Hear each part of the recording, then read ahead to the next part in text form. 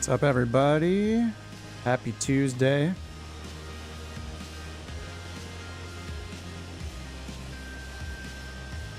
What's up, Delta, Soul, Southern, Sierra, Chase, Mike?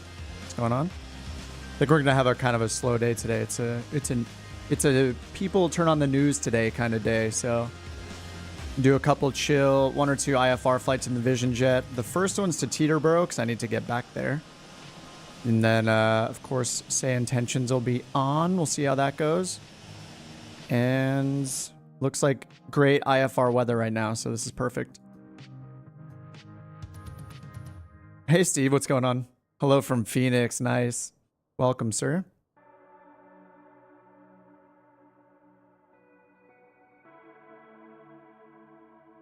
And today I'm using the new throttle. We'll see how it goes. It's I have like reclaimed so much desk space. It's crazy. I could put like a whole extra like laptop on the side of my desk where the Bravo used to be. Now that this is just mounted on the front and very small. And let me bring up. I have a other site loaded up so I can show you guys photos. This is the one I got. It's not technically a throttle, though it has a throttle on it. It's called like a control panel. But this guy from Virpil. So I have this mounted on the right side of my desk, and I have the stick on the left side. Pretty much pushed almost all the way to the edges of the desk. It's only a 48-inch wide desk, so. And I have it mounted vertically, so when I look at it, I'm basically looking at it from the left side here, like down towards it. It's like it's got to be at like it's not a 90-degree angle. It's tilted a little bit more. Yeah, more room for coffee, exactly. But it's pretty interesting. Apparently they released another one.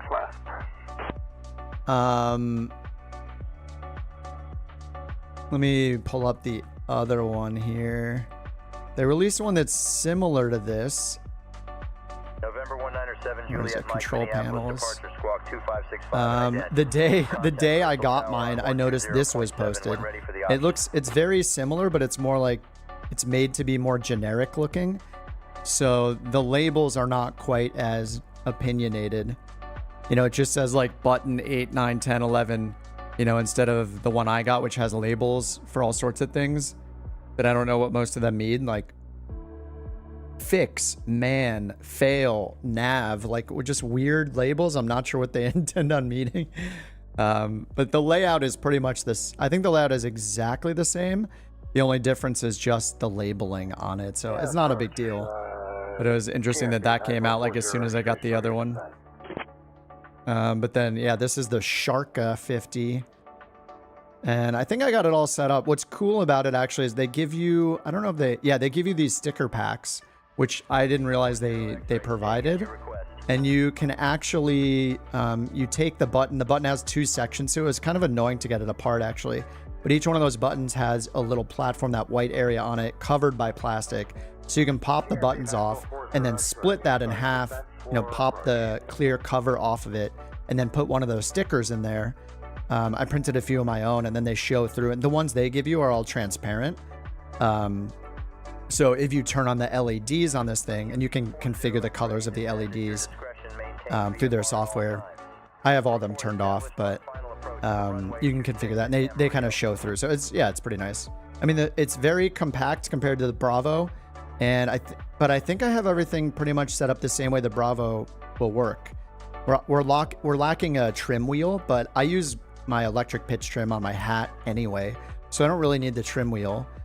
As far as gear, I just set some buttons to gear up and down and flaps up and down, and then this whole section down here with the 2 dials, the encoders, these can also be pushed by like buttons, which is really nice. The Bravo doesn't let you do that with its 2 encoders, but I have these 6 buttons, 2 dials, and this kind of rotary switch, 5-position switch down here set to all of the autopilot things as I had them on the Bravo. I'm sure I'll be fumbling around a lot, clicking the wrong thing, turning it to the wrong position, but yeah, I mean, it's very high quality, so it feels pretty good. Ghoul's asking if the switches stay. They all stay in their position, which actually is something I wish wasn't the case. I wish they had some momentary switches, meaning when you push it up, and let go, it returns to the neutral position, but none of these do that. However, this one right here, left, center, and right, or left and right engine selector has a neutral middle position that I believe does not trigger a button press. Start and crank is also a three-way switch, and this one down here, short, mid, long, whatever this is meant to be, this also is a three-way switch where the bottom position does not trigger a button press, I think. I could be wrong on that. Some of them might. Some of the three-ways probably do trigger 3 button presses. What I think is interesting about this one is, especially this one at the bottom, I'm using it for lights right now. Actually, I'm using this for all lights on, and this for the way I'm thinking about this one for you guys that fly airliners. I don't know if it's possible to bind it this way in the shortcuts, but what would be cool is if you could have like those three-way switches in an airliner work with these three-way switches. So this one could be off, taxi, and landing, for example. In some of them, I think, are set up that way where you don't have taxi and landing on at the same time. It's more of a three-way switch. So it's kind of neat. Like I set this one up to do off and then taxi and then landing. So it'll actually, if I move it to taxi, taxi will be on and landing will be off. If I move it up to landing, then taxi will turn off automatically, which isn't necessarily how you would use it.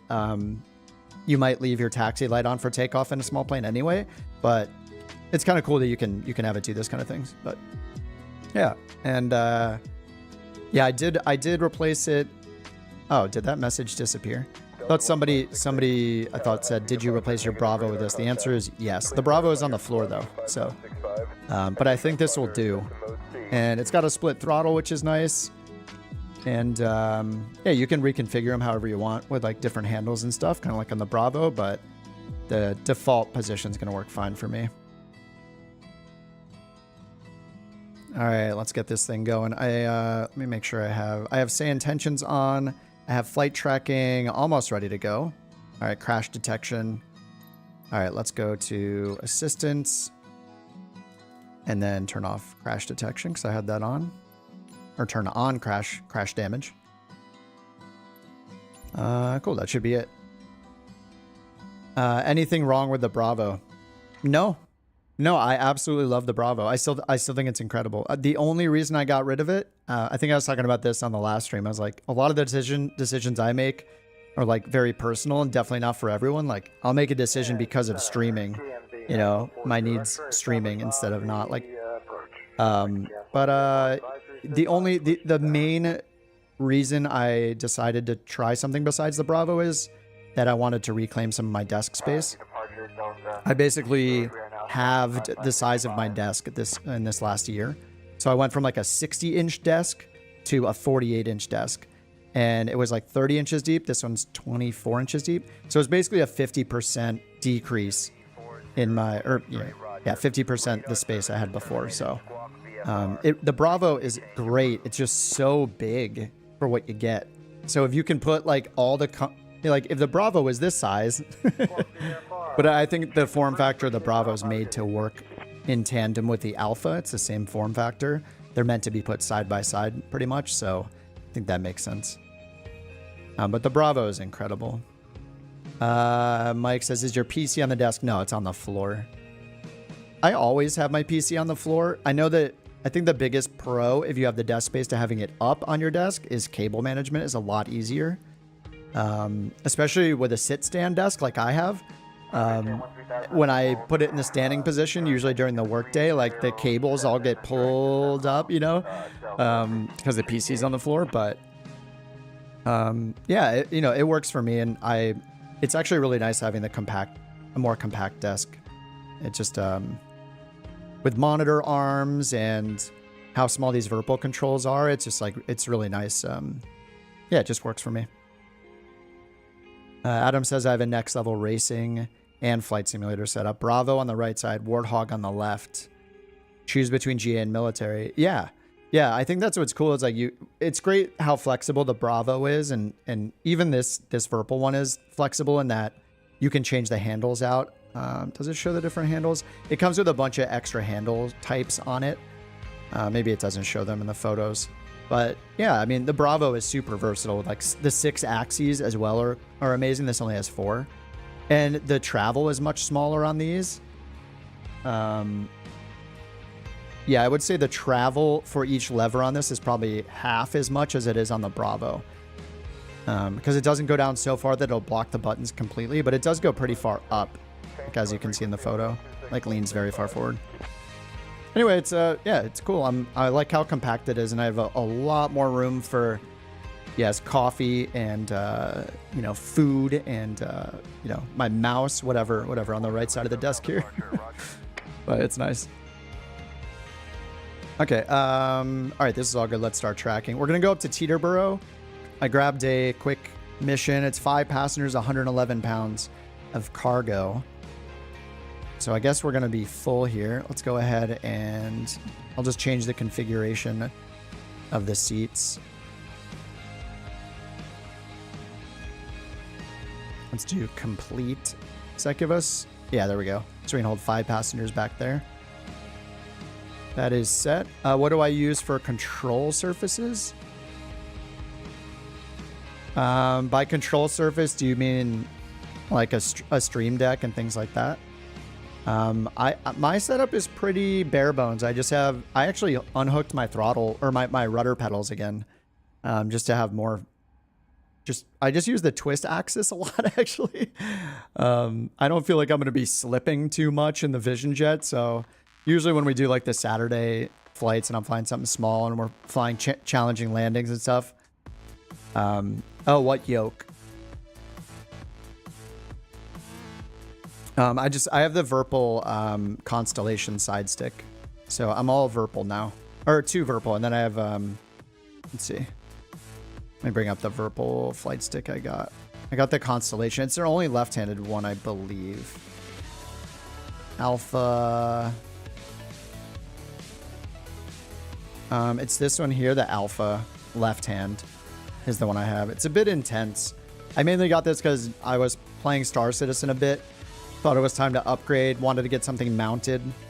So I did switch over to this, I don't know, like 6 months ago or something like that. I don't like this song. Next. But yeah, this one has way too many buttons, but I've slowly... You can turn the LEDs off. The difference between the Alpha and the regular version of the stick is one is made of metal instead of like composite or like plasticky materials. This one's like all metal, and I just wanted something that'll last forever. But yeah, it's got, you know, a billion things. Every one of these can be pushed in like a button. There's like 4 hats, and or there's even this side hat. Yeah, there's a lot. This is like I think lately I've been trying to do a like buy it for life mentality with newer things, like putting down the money for something higher quality than like a $40 Airbus side stick, even though I love that stick. And also wanting things to be mounted. So that was a big thing, is wanting mounting options for all these. And Virpil has a ton of mounting options. Like I haven't tried the rudder pedals, but if you go to all their mounts, they just have everything under the sun in terms of like the length of the mount, and then you can buy the adapters after that. So there's all these different options for how you want to mount it. What's interesting is, and then I think with the bases for the sticks, you can buy, can't you buy like an extension? Oh, interesting. All right, the website's down. Anyway, I think you can buy those longer sticks for them too if you have like a longer mount that puts the actual base way down further. Hey Southern, what's up? Yeah, the twist axis. What's the banner at the top of the screen? It's Volanta. There are a couple other ones like it, like Flight Sim Toolkit Pro is one that a bunch of streamers use. I can't see the banner that's up here like you guys can unless I look over at my streaming software on my other monitor. So for me, I see nothing at the top of the screen on my actual Flight Sim screen. So it's not for me to look at, it's for the stream specifically. Galaxian says I got the X56. That's what I started with, actually, was the X56 with the throttle. That's the first thing I got. Actually, is it the second thing I got? I forget if I got the SciTech stuff first, or if I got the stick and throttle, the X56 HOTAS first. But yeah, I went through a time of using that. All right, maybe I should fly the plane today at some point. Let's double check here, make sure I did start the flight already, and I got this sim brief going.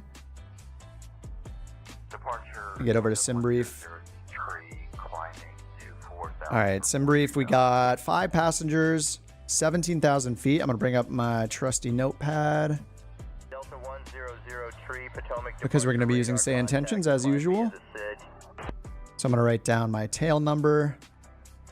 3841 Echo. We're going from KRDG, which is Reading or Reading, to Teterboro.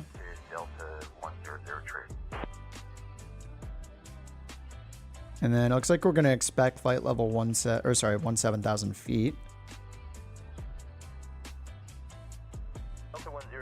This is some chill, jazzy-like track we got here. Sierra didn't do his homework. Oh, does anyone know how to import Navigraph flight plan into the 750? Yes. Oh, sorry, the TDS. No. I'm sure somebody in the chat can help out. Bill, thanks for the sub. I don't know if it's different in the TDS, but on the PMS version, there's a sim brief button. You could try, or actually I think you hit flight plan and then the menu button and then import. So it might be under the flight plan section. Hunt around in there for any additional buttons on the left side of the flight plan screen. It might be stuck somewhere in there. All right, 17,000 feet, 5 passengers, 970 pounds for block fuel. I'm gonna double check that when I fill it up this time. I'll go ahead and paste the route into the chat if you guys are interested in doing the same exact one. Don't know the runway yet, but we'll get it from ATC in a second here. Oh, you know what? Actually, speaking of ATC, I'm going to check the SayIntentions Discord really quickly. I want to make sure I have the latest version. The amount, how quickly they pump out new versions is insane. I think they're working on an auto update feature for when you open it. Looks like 2118 is the newest, and I have version 2116. Okay, I'm going to close it and get the latest just to make sure we have an accurate representation of where the software is at right now.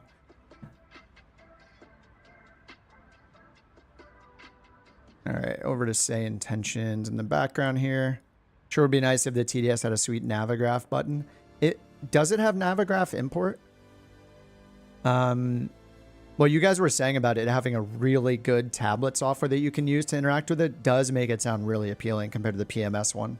Though I'm not sure what the options are for the PMS 50 version.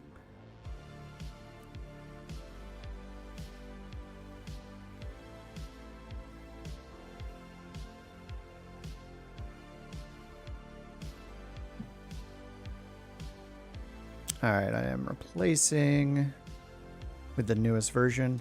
Yeah, hopefully they'll make an auto update. Sorry, I know you guys are just staring at a G3000 screen there. Very entertaining. I think they're working on an auto update ability in the future for it just because it updates so much. Oh, they did add Navigraph. Nice. Okay, yeah, awesome. You have a real Garmin trainer with Navigraph. Yeah, I mean, but as long as PMS 50 is as true to life as it can be as well. I mean, technically, yeah, I guess technically it is like the Garmin trainer software in the TDS version. So yeah, I get why that's appealing. I mean, I think if I didn't already own the PMS version, I bought the lifetime one of that, and I guess it's on sale, or maybe the price has been just lowered because of the competition. I would definitely consider the TDS, especially if you're using the tablet. Like, it sounds like that could be the deciding factor if you want to use a tablet with it. It sounds amazing to be able to use a tablet with it and have it be very responsive. So definitely see the argument for that one as well. All right, opening up SayIntentions again. Here we go. All right, I'm on the latest version now. All right, and I think I need to reset my... Yes, okay, I need to reset my tail number. November 3841 Echo. And we are Vision Jet. So they made this thing where you can you write out phonetically what you want to be called. So, you know, just word by word, so you can really customize what they call you. So if you want to be, you know, Couch Captain's Flight, whatever, you can write that in. You can kind of, yeah, just choose whatever you want for your call sign.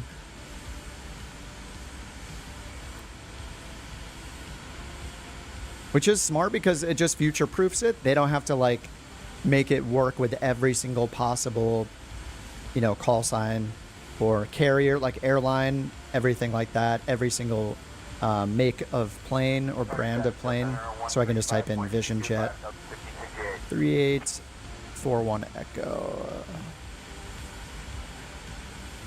And then our short call sign is Vision Jet 41 Echo. All right, that's all set. I'm gonna test my chat this time. Internet test. Is this the internet? Thanks. Yep, that worked. All right, cool. We're good there. All right, let's hop back in. Let's bring up Navigraph. There was an update to the G3000. I haven't had time to look up the release notes, but the G3000/G5000 Navigraph plugin had an update ready for me. So there might be some new features or maybe just bug fixes in the G3000 today. We'll see how it is. All right, we'll go to flights. Unload our current flight and import our flight to Teterboro here. PMS is nice, but isn't close. You mean there's no competition? TDS is a better choice, says Phil. Especially now with Navigraph and AirAC, yeah. I might have to give it a try myself if I end up being in something with a 750 in it.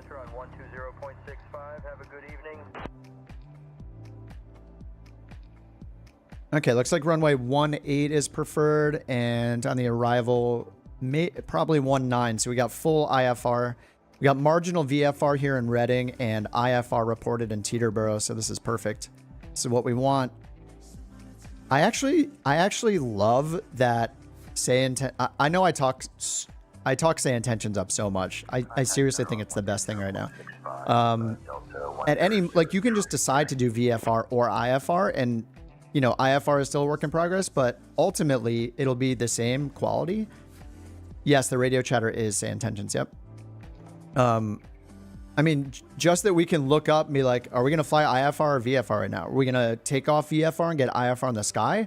Are we going to get IFR on the ground in an untowered airport? Like, all of these options. Steve says, wait until Beyond ATC. I see them as completely different products. And the reason why is, and I have used Beyond ATC. I've only used it for one flight. And as part of the agreement, I'm allowed to share my thoughts on it as a new beta tester. Beyond ATC, I'm in no way diminishing how good it is, but Beyond ATC is an evolution of what we've already had. I don't mean that in a bad way, but it works just like something like Pilot to ATC or FS HUD in that it's not open-ended. There is a finite number of choices that you're allowed to respond with. The AI that's you know, been the subject of many YouTube videos and stuff, the AI features are pretty much used for voice. Sorry, let me close the door. Sorry, little puppy. The puppy is turning 1 tomorrow. The choices you get, the AI features in Beyond ATC are for voices. So that and by that I mean your voice when you talk for speech recognition, and then for the AI generated voices that come back that are really good quality. Like they sound great. The offline voices, there's some like weird translation things, but I'm sure they're working on that. But yeah, the voice quality is awesome, but it can get really expensive if you turn it on and do really long flights at really busy airports. SayIntentions though is, and the price difference reflects this, and SayIntentions is always on AI at all times. Everything you say to it is interpreted by AI. You can say anything you want to it. There's not a list of possible responses. You can literally say anything you want, you know, with the exception of some rules that they have, of course, which are, you know, just more rules around, you know, what's ethical to use the AI for, those kind of things. But they're totally different products. So I think the difference is like SayIntentions is if you really want a very open-ended experience with all AI all the time. And then Beyond ATC is if you want something that potentially you can just turn on and pretty much never pay for it again. It's pretty nice. So there is a huge difference between the two products. And yeah, the thing that Steve said is controlling ground air, like something that is in Beyond ATC that is not in, and I think it might be planned for SayIntentions, is traffic control. They're controlling the traffic completely on the ground and in the air and like sequencing it, all that kind of stuff. It's extremely traffic aware. That is a huge difference between them two. So it just matters. Like, do you want the I'm talking to AI with every word I say, or do you want the it's a modern traffic injector with but limited on the responses side? Those are the main differences. And then, you know, SayIntentions has done some really unique things, like put in multiplayer support, put in Kennedy Steve at JFK. I'm sure we'll see more of that. They put in the tour guide you can turn on in the world. Just kind of cool stuff like that they keep kind of innovating. I think they're just, different products. All right, I'm going to take the chalks off so I don't forget. All right, should I finally start pressing buttons in the plane maybe? I don't know. Probably. Nobody seems annoyed that I'm not yet, so thanks for being so patient. All right, GPU is on. I think I can put the tablet away once we get the headphones on. We won't turn on noise cancellation just yet.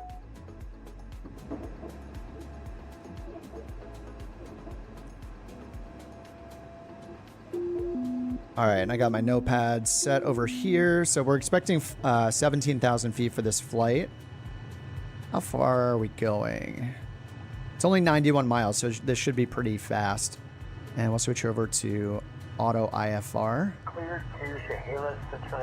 And we'll bring up Reading. I think Reading is CTAF, right? Yeah, Reading is CTAF. Oh no, there's tower, sorry. We have tower, ground, departure. So we'll talk to ground for our clearance. All right, so we're gonna go navcom here, MFD full screen on the right and get the map up.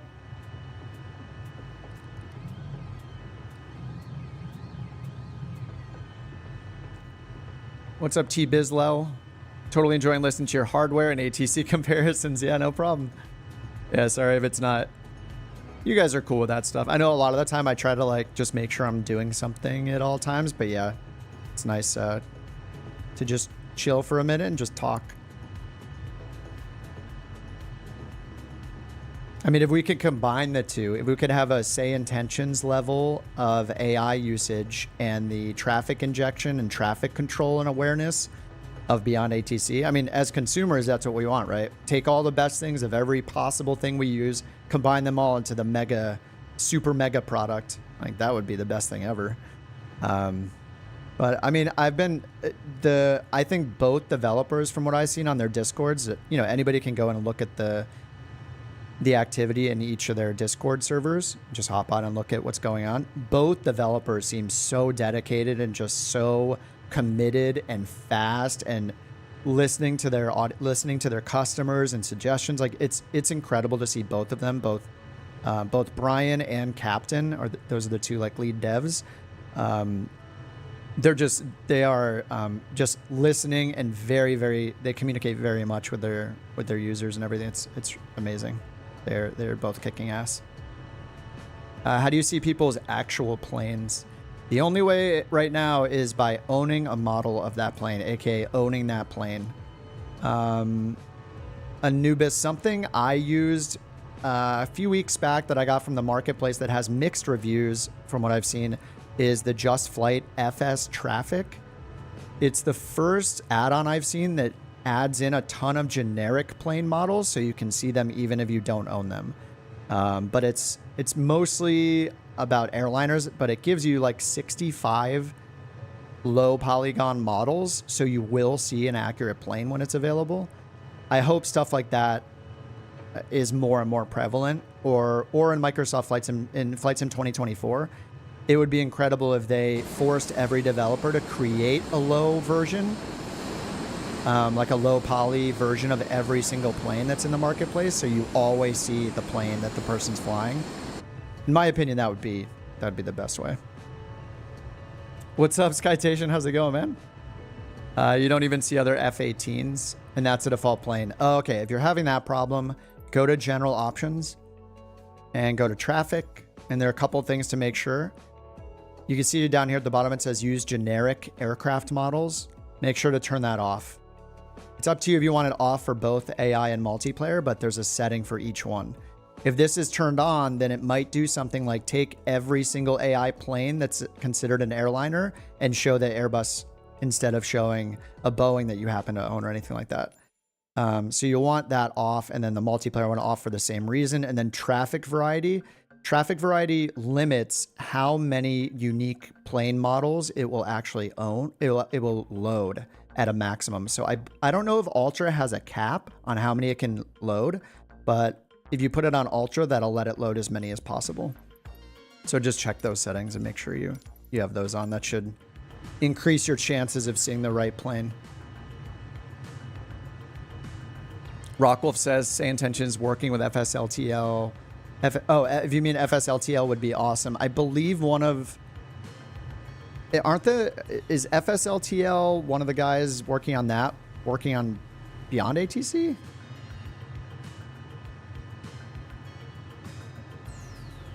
I'm not sure.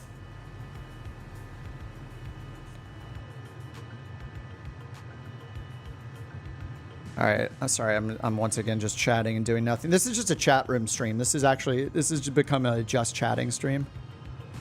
He joined the team. Yeah. Okay. Yeah. So it sounds like the guy that made FSLTL or the devs there, or one of them maybe. I don't know how many there were, but. Okay, let's go ahead and get ATIS first. 127.1, 27.1 transfer. After that, we're going to go to ground 21.9. Visual approaches in use. Advise on course heading, altitude, and if flight following is requested. Read back all runway and hold short instructions. Advise on initial contact. You have information whiskey. Whiskey, beautiful. Reading regional. That's what we all want. Information whiskey. 0054 Zulu. Wind calm. All right, this just got updated. Sky conditions. Solid overcast at 1600 foot, temperature 9er. Dew point 7. Altimeter tree 006. Visual approaches in use. Advise on course heading. All right, we got information whiskey. We'll switch over to ground now, and after that we'll be on tower 119.9. Ground unable. 26 Bravo Charlie, request access to the closest parking. Okay, we're on ground, and we'll get our clearance to Teterboro. Skyhawk 26, Bravo Charlie Cessna, please clarify your request. Hey, we got an accent. Are you asking for directions to the active runway or to parking? So this is on another frequency. This is just chatter, so I can cut it and say whatever I want when I'm ready. So let's go ahead and get our IFR clearance from Reading Grounds. Reading Ground, Vision Jet 3841 Echo, IFR to Teterboro. I love I can just talk as fast as I want, actually. Do I know what arrival we're doing at Teterboro? There's no arrival or star in the flight plan, but we don't know the approach yet. We'll find it's probably to runway 19. We'll see what they give us once we're in the air. For SayIntentions, you have to turn the radio, or will it work with the AI? I don't think there's any automatic tuning of the radio. If you have the AI running in the background on auto comms. Vision Jet Tree 841 oh, there we go. Echo reading ground, clear to the Teterboro Airport radar vectors, dumber than as filed. Maintain 5,000, expect 17,010 minutes after departure. Departure on 125.15. Squawk 477 tree. Expect runway tree 6 for departure. Information whiskey is current. Clear to Teterboro. Radar vectors then as filed. 5,000 feet. Expect 17,000 feet. 125.15. Squawk 4773. We'll expect runway 36 and we have whiskey. Vision Jet 41 Echo. All right, that was a lot. Cool. That's cool. They're giving us like runway expectations and the current ATIS. That took much longer than it normally does to get our clearance back. Probably just IFR growing pains. So Kilrick, what you were saying about the AI, I'm not sure. Like, I'm guessing what you're asking is like if you go up into the AI assistant up here and you turn on AI radio communications. That puts the AI in control of the frequency and the responses, and then you turn voices volume to 0 so you don't actually hear that ATC. I think the issue with that is that they're going to be on different schedules, right? What's happening in the sim, and you actually have to open the ATC window and hit buttons there, here and there. So I would expect that not to work very, very well. There is no auto response yet in SayIntentions. I'm not sure if they intend to do it or not. Sam says, if you aren't on live weather, will Beyond ATC still give you the right weather on the ATIS? I believe it does always give you the correct weather on the ATIS. So if you're using a preset, a weather preset in Microsoft Flight Simulator, then it's up to you to just remember to use standard pressure or whatever custom pressure you've set in your preset. I believe SayIntentions will always give you its version of what the real ATIS is, what the real weather is. Set up a date between SayIntentions and BATC. Heart face, yeah. SayIntentions is monthly, yeah. It's $30 a month or $300 a year, so you save like 2 months worth by doing the yearly one. Soul says Brian and Captain are so in touch with the customers. Absolutely, yeah. They're both incredible. Bummer. Well, Steve, if you look into how much Beyond ATC would cost you per flight if you leave all the AI voices on, I think you'll realize that $30 a month is not actually that much money compared to what it could be. The math turned out to, if you do a long flight on Beyond ATC with all the bells and whistles turned on, it could cost you like $2 to $5 per flight. So if you do a flight a week, you're already spending $20 a month. If you do 2 a week, you're spending $40 a month, and so on. AI is very expensive, and there's no way for these companies to make it cheaper. But we're all hoping that over time, like what happens with a lot of technologies, it'll get cheaper over time, and then they can pass those savings on to us. But yeah, it's just how AI is right now. It's expensive for both of them to use it. Because SayIntentions uses AI for literally every push-to-talk, call and response, it's in my opinion, I would much rather it be a subscription. If it wasn't a subscription and we're sitting here counting how much each flight's going to cost us, timid to push to talk and talk too long because we know it's costing money per button press and per word, you know, that kind of thing. Ugh, I don't like that personally. I don't want to think about how much each flight is costing me. That is supposedly what people asked for, though, with Beyond ATC pricing. They asked the community. The community said, whatever you do, don't make it a subscription. In my opinion, a subscription is much easier to understand and deal with. All right, so we got our clearance. Let's go ahead and put in that info. So transponder code, we got 4773. And we'll turn on altitude reporting while we're right here. 1219er is ground, so we'll be contacting them when we're ready to taxi still. They said to expect runway 36, so it's gotten a lot better with runways. I've noticed it very rarely gives me an invalid runway now. All right, so we're expecting 36, which is different than what we first expected. So let's get the sim brief loaded in here, and then I'll change the departure runway to 36. And we don't have a departure. Let me double check the flight plan here. Yeah, we're just going direct Dummer, Victor 162, FJC, STW. So Dummer, that's Allentown, and then Stillwater. I'm going to write those in my notes just in case, because ATC will if they refer to those waypoints, they're going to use the name of the VOR. All right, Stillwater. And then we'll go ahead and choose our destination runway. 19 is what SimBrief anticipated, but here it's telling us to do runway 36. All right, let's zoom out on our map over here. That looks right to me. Over, yep, right in North Jersey, looks like, so I think we're good. BATC has pricing for voices. Yeah. Yeah, with a sugar-coated subscription in a way, like, yeah, technically, well, you could technically turn off push to talk and use the UI for Beyond ATC to enter all your responses by clicking in the UI. and then using the offline voices. There are like, they said there are 150 offline voices, which are zero cost. That's also incredible. But yeah, if you turn on, even the push to talk does cost credits basically, but they said it would take, like the estimate is it'll take you several years if you're only using the push to talk, like speech recognition for yourself and then offline voices. So you have a lot of options. Mike says it's interesting. SayIntentions uses a ton, charges $30 a month. BATC just for voices, the pricing overall higher. I think it's because they have multiple AI providers they're using or services using. Like there's a different one for the voice. Maybe it's something different than what SayIntentions is using. Yeah, there's some pricing differences there. It's not. I'm sure it's not like apples to apples comparisons. It's probably yeah, just different providers. We had our altimeter setting here from the ATIS was 3006, so that matches what the sim is saying. Good thing we have the GPU right now, right? We'd be out of battery.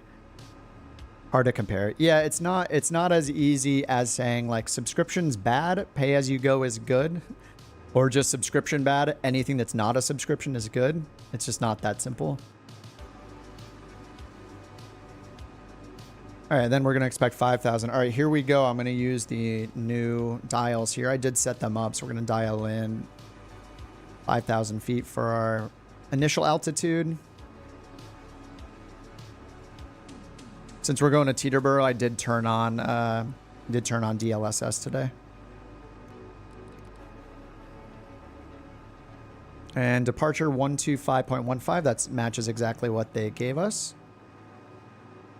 So that's Reading departure. There's also this Harrisburg departure, I guess. When Reading departure in op. Okay, so we're getting Reading. And 5,000, we got our squawk code in, 125.15. We'll put that in a minute, and we're expecting runway 36, which is to our south. So we'll have to cross runway 1331, and then make our way down to 36 at the south side of the airport. Let's go ahead and set our flight level change, heading, and flight level change. Look at that, the buttons are working. And let's set our target flight level change speed. Uh-oh, did I mess something up in the settings? Maybe I messed one thing up down here. Let's try this one. Oh no, this doesn't work down here either. Oh yeah, if I hit manual, it was like stuck on manual, it looks like. Flying cloud ground, system 7 Juliet, Mike holding short of We'll go 165 for our speed. We're gonna let the FMC or auto throttle take it once we take off, but we'll set 165 for now. It's so hard to see the numbers when you're using DLSS because of the blurriness. All right, 165 knots. Remain this frequency. Have a good evening. All right, we're gonna go flaps. We'll do that once we start the engine up. Rockwolf says climbs controlled by auto throttle. Yeah, I take off with, I usually take off with it not an auto throttle. Or not, because you can't see the status. I think I could hit FMS here, right? Yeah, okay, I can just hit FMS now, and then when I turn auto throttle on, we'll be good. I should probably set a button for auto throttle. I don't have one set right now. Wolf says, have you had any issues with ATC not handing you off? Yes. Yeah, especially with IFR, because it's like very much a work in progress, so every time I fly, I test it out more and see what the progress is like. And Soul says, I'm just going BATC, happy with the AI pre-recorded. Yeah, there's like 150 of them. Like, I would do the same thing. I will probably do the same thing, is use push to talk and use the offline voices. That'll, I think, be a good combo. What's up, Raccoon? Enjoy flying my favorite egg. Yeah, absolutely. All right, guys, I'm sorry. I'm trying to get things going here. It's fun to just chat, you know. What can I do? Okay, runway 36 is a 004 heading. So let's set that over to 004. It is pretty nice having another encoder knob on this. I have one of the encoders set to like, I can change it between what I want, like altitude selection or speed selection. And then the one on the right, I set it to only heading. So it's a dedicated heading knob, which is pretty nice. Those of you guys are like the mini FCU probably have that kind of experience right now and love it. But it is very slow, so I'm just going to do it down here now.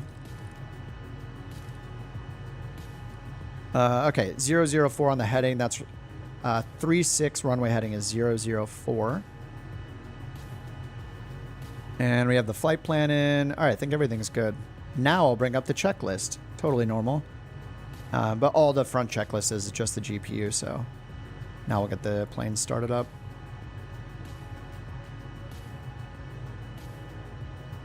All right, strobe lights on. Good. Cast messages check. External power and parking brake. Thrust lever is idle. Let me make sure that it's working here. Yes, it is. All we have is a thrust in this as far as levers go.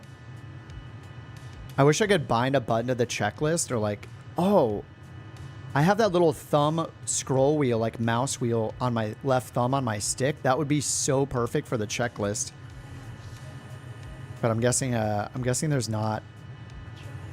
That would be so awesome because I can push that in like a button. It looks exactly like this. Hold the brakes, set the engine knob to run, and check the fuel pump. Fuel pump message is what we're waiting for. Fuel pump on. Good. Verify there's no bat time. Yep, and then engine button pressed, and then we'll monitor. Your flight will be monitored until you land and shut down the engines. All right, EIS, check all normal. Those are all coming up over here.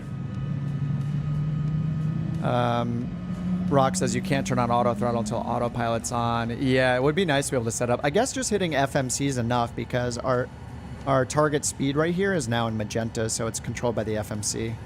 So I think that works. I should set a button for auto throttle real quick. Maybe I did set a button for auto throttle. I think I'll set it on the stick. What's it called? Auto throttle to GA.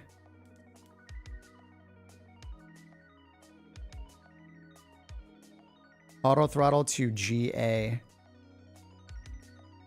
Let's set it to this button. Too many buttons to pick from, honestly.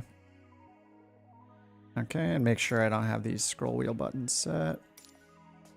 All right, perfect. All right, I got AT set now.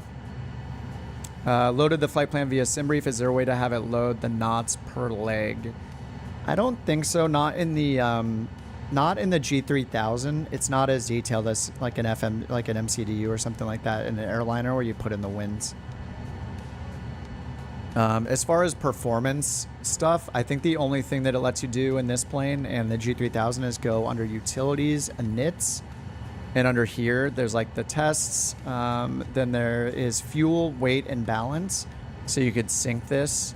But from what I noticed, if we go in here and like sync the payload, let's see, we have what, 5 passengers?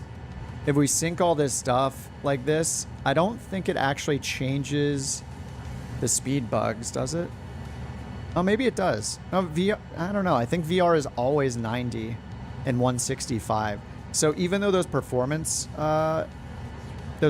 capabilities are in here under initialization, I don't think it actually changes your V speeds, unfortunately. If I'm wrong, I'm sure we'll be corrected in 6, 5, 4, 3, 2, 1. Yeah, but you know, in something like an airliner, you would put in that performance info. You'd put in weather, en route winds, all that kind of stuff. I think like, I don't know if the Phoenix does it. I think the fly-by-wire, they probably both do, but they'll sync in the winds. One of them will, or at least both of them if you're flying an Airbus. Maybe even some of the Boeings too. What does the toga button do? CJ4, generally the toga, at least when you use it before takeoff, it's just going to give you, it's going to put the flight director to a predetermined pitch up attitude. So instead of following, like if you see right now where this is, actually I should set the toga button so I could show you. If I hit toga, it'll enunciate toga on the top up here in the flight FMA, the flight mode enunciations. It'll show toga instead of all these modes, and it will take the flight director and move it so it's up here at like a 5-degree pitch up. In a different plane, it'll be a different degree, like 10 or something like that, whatever's appropriate for that plane. So it's kind of like a toggle to get rid of the flight director from following what it's estimating in terms of your settings here. So like right now it's trying to show us how to get to heading 004, or sorry, to track 322 and show us how to pitch to get to flight level 150, or to pitch to get to an airspeed of 150. So to remove it, to make it not show this, you turn on toga mode, especially when you're on the ground. So, or if you've just landed, because you want it to just be something you can follow for like just a pitch up attitude, basically. So it'll put a level pitch up here with the magenta flight director bird. There might be more to it than that, but that is my basic understanding. Okay, GPU should be off automatically. Looks like it's off. Let's get our flaps down to takeoff position. Let's go through the rest of this. EIS is all normal. It always is all normal.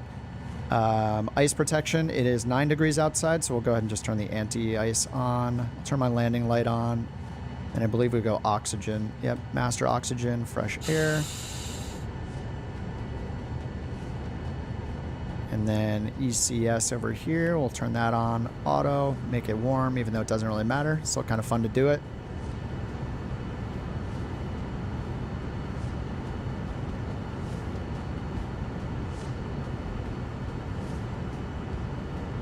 All right, seatbelts are secured. Bleed air is on bleed. Comm is set. We got our ADAS and clearance already. Altimeter is set. 3006. Heading and initial altitude is set. 5,000 and 004, which is the runway heading for runway 36. Trim 6 degrees. We already got our flaps at 50%. There's 3, 4, 5, 6 degrees nose up, set. Roll trim is normal. Toga press. I actually avoid hitting toga because I think when you hit it, once you get up, when you hit it again to turn it off, or you engage the autopilot, it resets all your autopilot modes.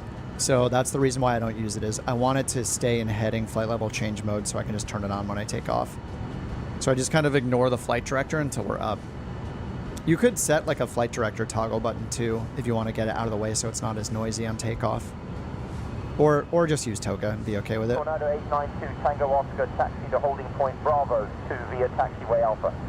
Alright, departure briefing. We'll skip that because we're competent pilots. Landing lights are on. Probe heat switch, we'll turn that on when we're getting ready. Alright, probe heat's off. Alright, let's finally, what are we at? 54 minutes and we're about ready to taxi, seems about right. If you didn't chat, it's cool you still have the habit of at least going through the checklist.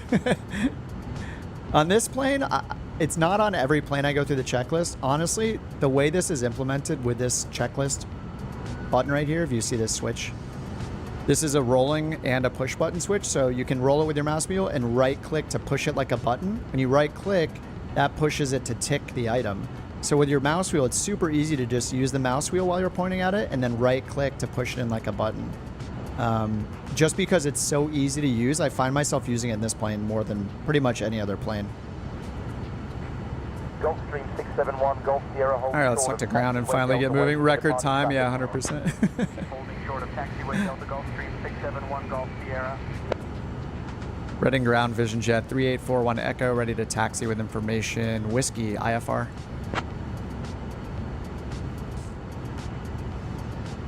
I just reached for my rudder pedals with my feet and found nothing because I disconnected them again.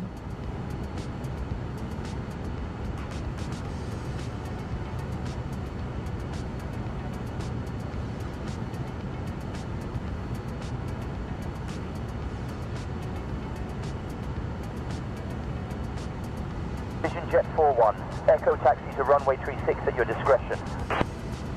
What? Runway 36 at our discretion. All right, Vision Jet 41 Echo. I wonder if they put that in as like a, we don't know what the taxiways are, so just go ahead. All right, parking brake is off. Let's try this throttle for the first time. I literally have not moved a plane an inch with this throttle until right now, so hopefully this works just fine. We're moving. Amazing. Yeah, I think it's just recognizing us that or recognizing that it doesn't know all of the taxiways right now.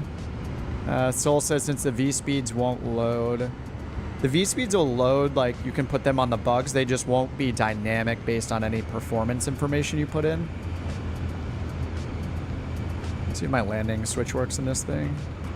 Does landing light does work. We don't have a dedicated taxi light, so. How is TOD activated? So TOD is just going to be calculated by the Garmin based on your speed and your rate of climb and all that while you're flying. Airbus 450 Alpha Bravo, follow the Cessna, then continue to gate Foxtrot 7. All right, we're taxiing at our discretion, so we'll just make sure nobody's coming in. Continuing to gate Foxtrot 7. Yeah, if you have like the TOD banana thing turned on in the Garmin's, or I forget if the G3000 is a TOD marker. At least in the VNAV, I think it has a TOD time. But all that'll just be based off of the current performance. So it's like reading all that. It's reading all your climb performance while it's happening and estimating your top and descent. All right, we just crossed 1-3. We're gonna turn left on Foxtrot.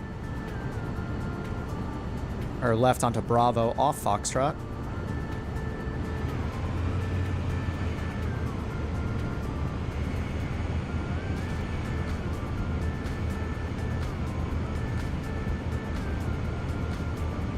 You know, if I had used a cam, I picture having like a V1 setup right now, like he does with his left and right hand, just to show the new throttle. Hand reveal.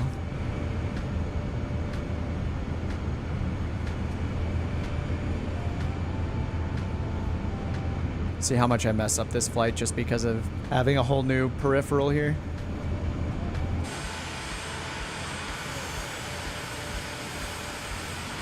Nice.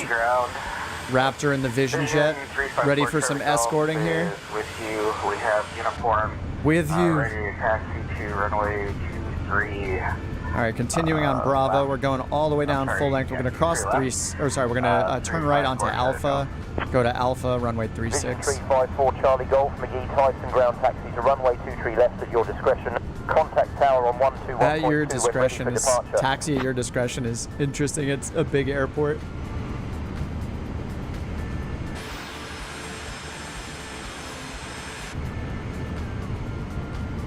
All right, I got to switch for pitot heat. Let's get that on. Probe heat switches on. 23 left and Engine IPS as required. We have engine. I should have left anti-ice off until we take off, probably, but. 121.9er. 354 Sharka. All right, trim is at 6 degrees over here. 50% flaps. Those are set. Verify takeoff emergency. BAT is not displayed. It is not. All right, normal takeoff. Hold brakes, thrust lever to take off. 80 to 90. Pitch attitude 5 degrees. Landing gear up, flaps up at 115 when clear of obstacles.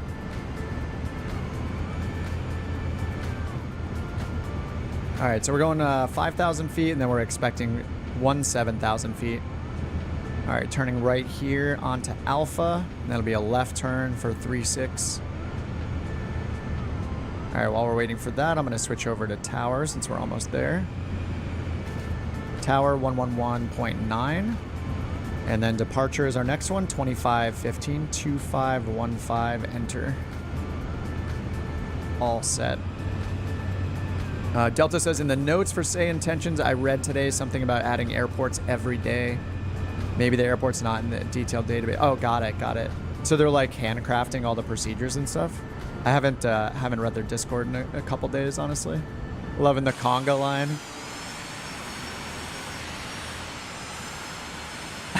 It's crazy. Thank you guys, as always, for joining. It's so fun. It just feels good to fly together. Look at this. Everybody's spacing out so realistically, too. I don't know if anyone else is on SayIntentions right now or not with me. Actually, Delta, are you on SayIntentions? Are we going to hear you? I'm going to go to SayIntentions and turn off the chatter. Actually, I'm going to turn off the multiplayer chatter. So we have canned chatter. That just means that if I hear a real human voice, it's going to be somebody that's on our exact frequency. I thought I heard somebody call earlier, but I wasn't sure if they were at this airport or not.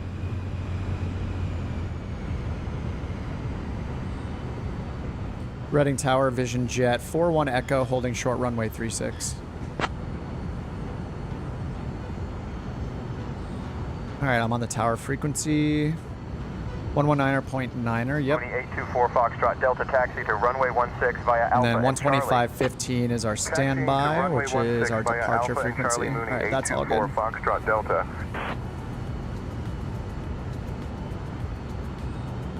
They didn't say fly runway heading, so I'm gonna go ahead and press nav so it's ready to go.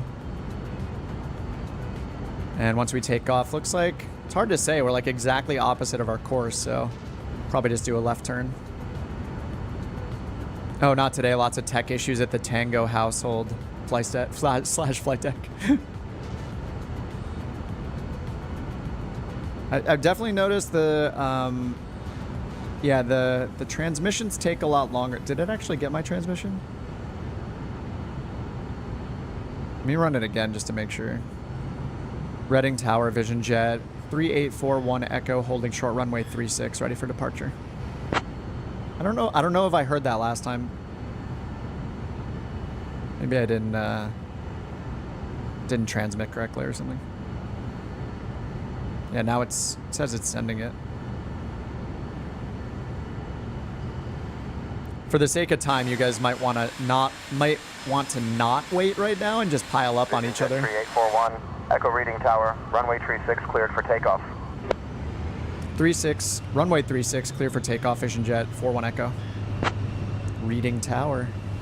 I forgot to say runway. I have to literally say the word runway.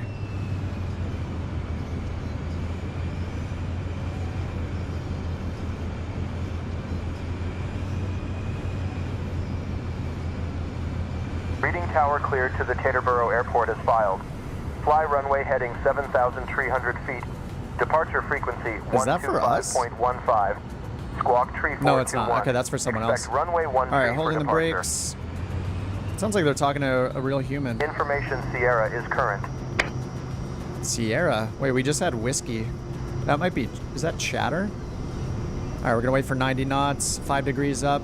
Ready with the gear up button now instead of lever. A little bit of a change.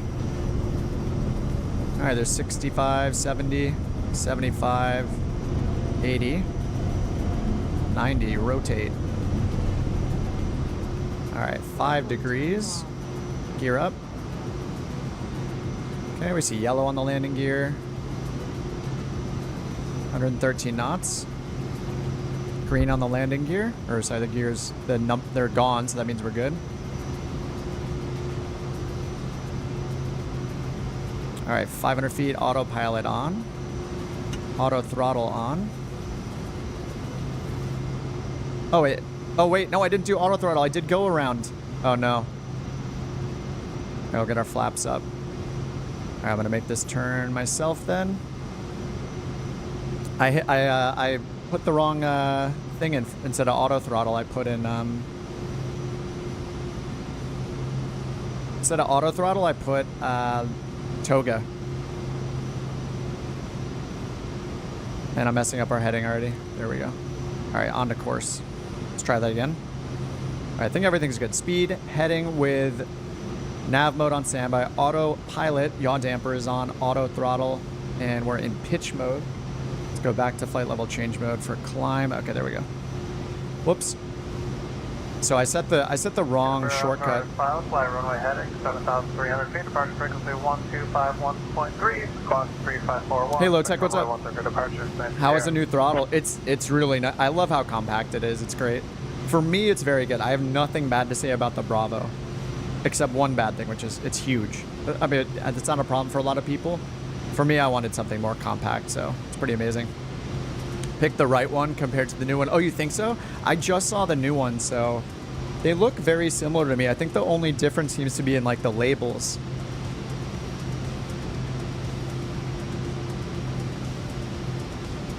All right, we're on our way to Dummer. And Tower hasn't passed us off just yet, but we'll give them the benefit of the doubt. Wait to see if they pass us off. Hand us off. The new one looks pretty good to me just because it looks pretty generic. As far as the labels go, because a lot of the labels on the one I got, they're not like universal. Vision Jet 41 Echo, contact departure. Nice. Over to departure, Vision Jet 41 Echo, thanks.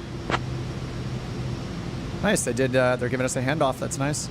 All right, 125.15. We're over to departure. This is Reading departure according to the chart. Right here at the top, Reading departure. So we're going to do that. We're leveling at 5,000 feet. Going to expect them to give us a climb up to 17,000. Reading departure, Vision Jet, 3841 Echo, 5,000 feet.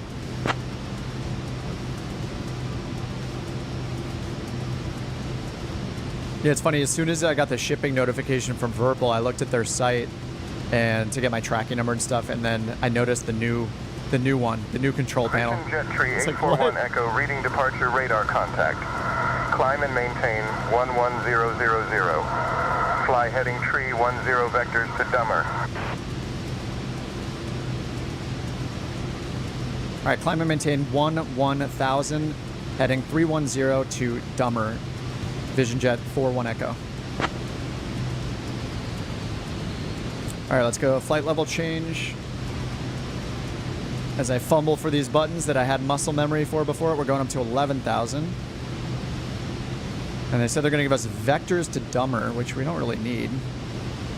Oh, we've already passed Dummer, actually. Let's see if they give us another. We've already passed Dummer.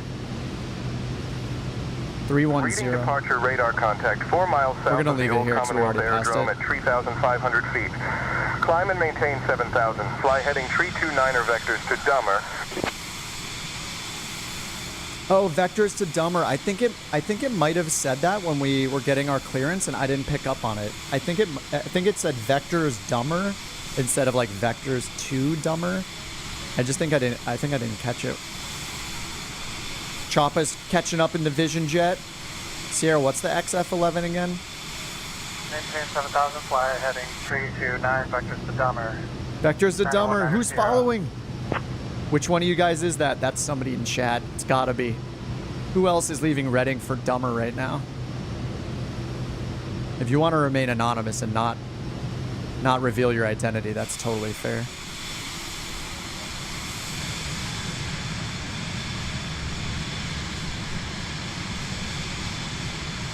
Honda Jet is just, we'll see you, dude. Just get our coffee ready when you beat us to Teterboro by an hour. All right, we're going up to 11,000 now. Low-Tech says, I'd rather have 2 engine handles than the new setup. But they, I think they still provide you with all the handles, Low-Tech. Don't they? Is that the difference? Do you not get the big throttle handles? If that's the case, then I am glad I got this one, because yeah, the big throttle handles are really nice. Yeah, I was looking at the pictures, trying to fly at my speed. Yeah, good luck. Anubis is going to be at Mach 0.72. We're going to be at Mach 0.52. I think those are the differences, right? Doesn't it go to 0.72 or 0.70 on the Honda Jet? All right, here comes 10,000 feet. Go ahead and turn our landing light off. Engine anti-ice is on. We're at 0 degrees outside air temperature. And yeah, we got our strobe light. We got our oxygen's good. Cabin altitude's climbing. It's at 3,000 feet. All right, let's go through the checklist. We already did the takeoff. MCT, we're letting the FMS handle it with auto throttle. Cabin pressure, just looked at those. Engine parameters are always good, but yeah, they're all in the green. Flaps are up, just double checking. And then we'll want 2992. Actually, we're not going to be in the flight levels today. Thrust lever as required. Again, FMS is handling it. EIS, we have engine anti-ice on still. -1 degrees now. All right, we just got to 11,000. Let's see if they chat with us again. And we're direct FJC. Why do I have ETX up here instead of FJC? That's weird. Direct Dummer, Victor 162 to FJC. Oh, I didn't put in the Victor Airway. Let's see what happens if I go Dummer, insert Airway. I'm going to switch to heading mode real quick. I made a mistake. I didn't load the Airway. I didn't load the Victor 162, which is why we're not on the same course as Navigraph. We're Xing at FJC. Yep, it goes to ETX. That's why. There we go. Jet Tree 841 Echo, reading departure. Climb and maintain 17000. Climb and maintain 17,000, distant jet, 41 Echo. Alright, 17,000. Light level change.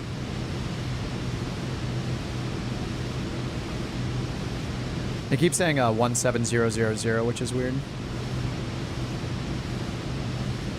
Let me debug that.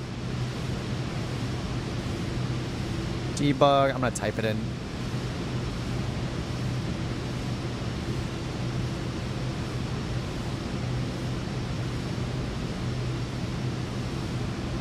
Use 9er 19er, Sierra climb and maintain flight level 170.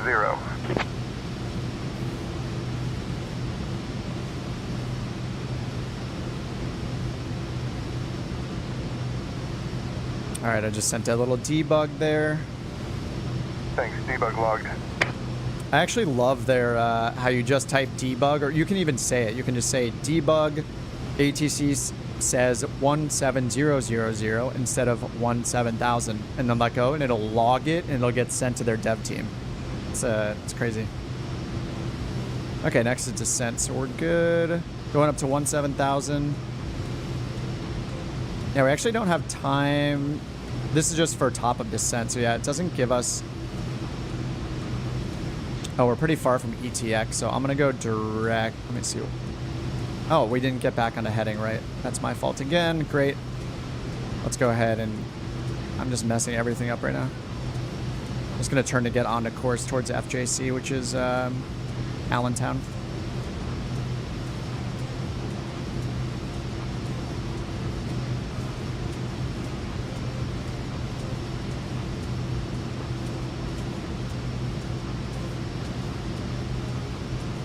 All right, I'm gonna go MFT, map settings, and turn that detail to least.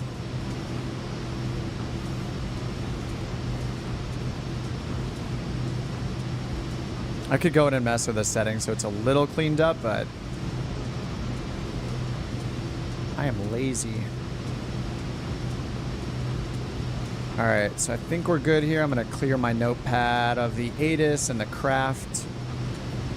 Just gonna keep the route up and our tail number and stuff. Vision Jet 41 Echo, contact New York Center on 124.625. Take care. New York Center 124.625, Vision Jet 41 Echo. Take care of yourself. See ya. All right, 124.625. New York Center. SayIntentions says, "Hey Kip, what the F are you? Where the F are you going?" Yeah, luckily it's close enough to our course, or I don't know if they yell at us yet, but it's not too far off course.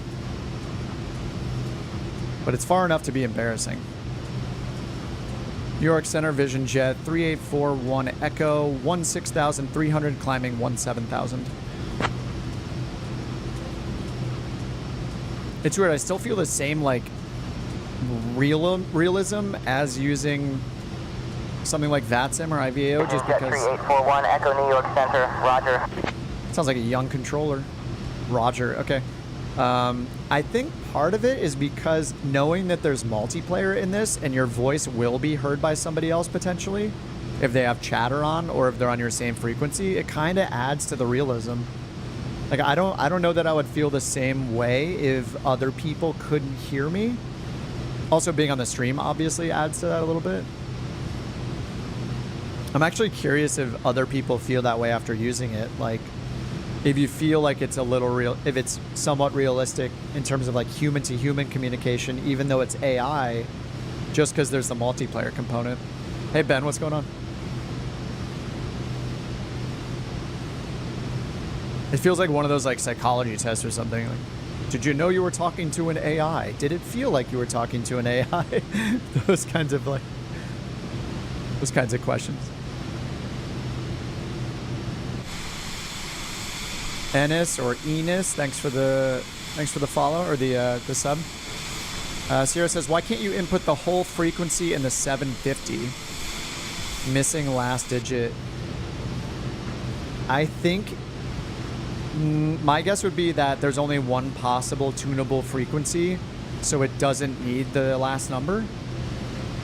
Like, I don't know that, I think the spacing of the potential frequencies might work such that you can't actually go to like 620 on the end. So if you put in 62, it knows it's 625. Like, let's see, if I put 124620, yeah, see, it doesn't let me. I can't put 0 because it's not a valid frequency. So I think it has to do with the rules of the frequency spacing, so that it's not a valid frequency. Since it's multiplayer, is it moderated? Yeah, there is some form of moderation, and I know that just because they made an announcement. They made an announcement that some people were banned from the service, I believe, because they were basically saying like verbally abusive things to the AI, which is against their rules. There's also some other rules, like you can't simulate a hijacking and like terrorist activity. I don't know if those rules, or at least that rule, might change or not, but yeah, somebody was like swearing at the AI controller, which is, if there was no multiplayer, I could see an argument that it should be allowed because it's AI, right? You're not hurting anyone, but because there's a multiplayer component and other people can hear that transmission, I think that the rule makes sense.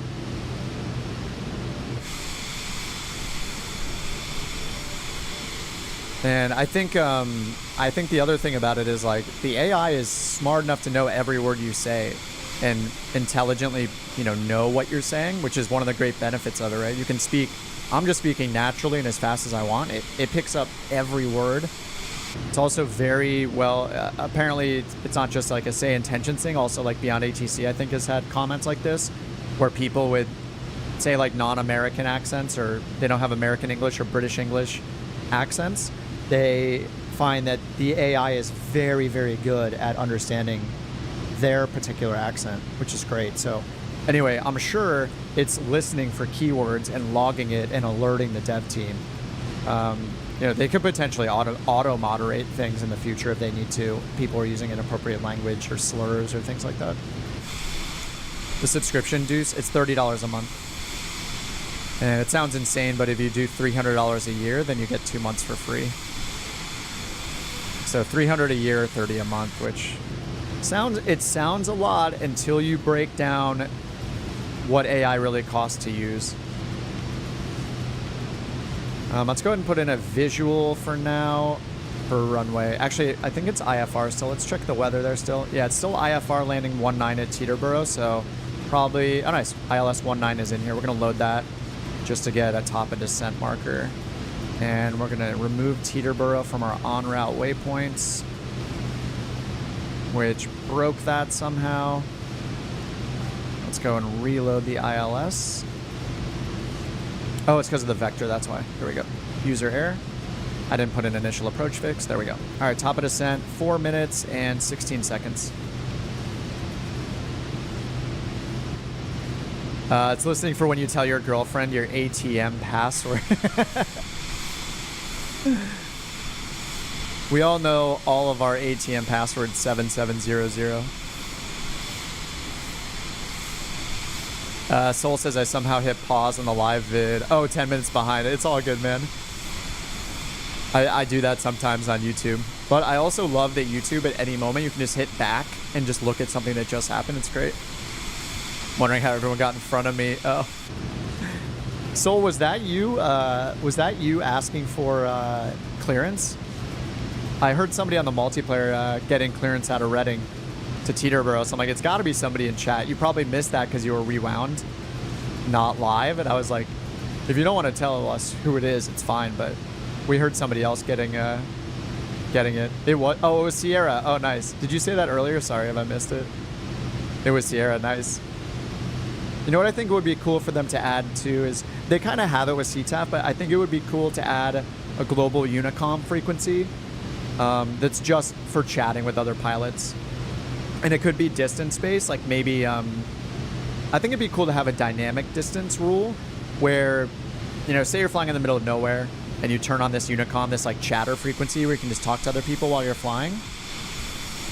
And if you're in the middle of nowhere, you're gonna expect nobody to be in range. But it would be cool if it just extended the radius until it picked up at least like 5 people or 10 people or something like that. Could be kind of neat. Those rules would have to be figured out. It'd have to be strong borders on which chat room people were in, essentially. Because then you could have somebody that's not hearing the other person because they're too far from them, but they're close enough to the middle person, you know, distance-wise. It's probably complicated, but it would be cool. Jet 3841, Echo New York Center cleared direct to Teterboro. Expect the RNAV runway 19er arrival into Teterboro. Nice. All right, cleared direct to Teterboro, and we'll expect the RNAV 19er arrival. Vision Jet 41 Echo.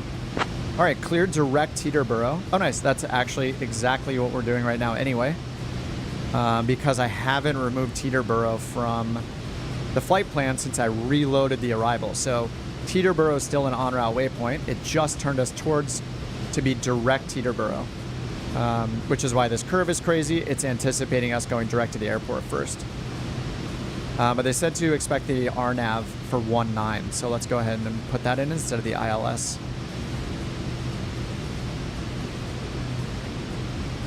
All right, RNAV. We have an RNAV Yankee 19 LPV. Vision Jet 41, yeah, that's Echo it. descend and maintain 2000. Descend and maintain 2000, Vision Jet 41 Echo. Okay, that was a minute until our top of descent. They're giving us descend and maintain 2000. All right, altitude selection down to 2000. I should do that with my knobs over here.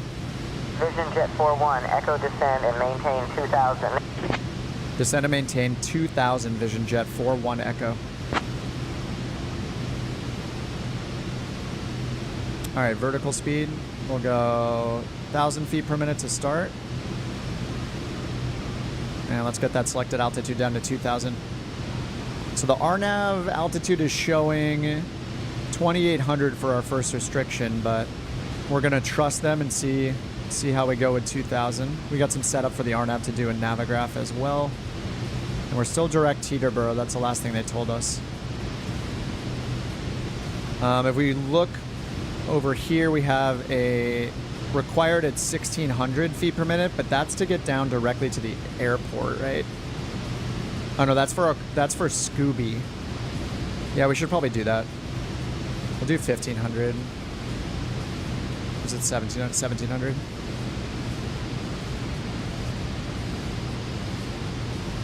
All right, 1,700. There we go. All right, now let's set up over here in Navigraph. We're going to set up our approach. Oops, that's arrival. We want to approach. RNAV for 19. RNAV. Oh, there's 3 here, but I only saw the Yankee. I only saw the Yankee available in the database here in the G3000. Let me double check that. RNAV GPS Yankee 19. We have the X-ray, which is an LP plus V. The LPV will have lower minimums, so we're going to do 19. We're going to do the LPV, the Yankee. And then the Zulu is probably an RNP approach, and it might be automatically filtering it out for us since we can't fly an RNP approach in this. All right, let's take a look at the RNAV plate here. Minimum safe altitude is 2,900. I'm wondering where they're getting the 2,000 feet from, but they are having us go direct to the airport still, which is interesting. Ben says SayIntentions has so much potential. I know. I feel like just the pace of development is absolutely insane. 41 Echo contact New York Center on 133.15. Safe flight. Safe flight. Over to New York Center 133.15. Thanks, Vision Jet 41 Echo. All right, 3315 transfer.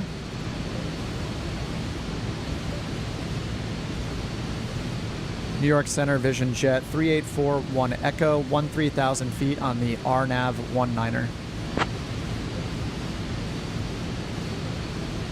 You should already be cleared. Yeah, they said to expect the... They said expect the RNAV 19er arrival. That's the last thing they said about the approach. Vision Jet 3841 Echo, New York Center, roger. All right, just a roger so far. All right, descent thrust lever is on auto throttle. Landing field elevation is set at 6 feet. Sounds right for Teterboro. Teterboro is, yep, touchdown zone elevation 6 feet on the chart. That matches. All right, check ice protection. Engine anti-ice is on. -2 degrees outside and we have clouds, so we'll keep an eye on our boots over here in case we need them. Vision Jet Tree 841 Echo New York Center, contact Teterboro Tower on 119.5. Over to tower 119.5, Vision Jet 41 Echo. All right. We're going over to tower. Oh, it's turning us. I don't know, I guess I should just fly it. The last instruction they gave us was descend to 2000.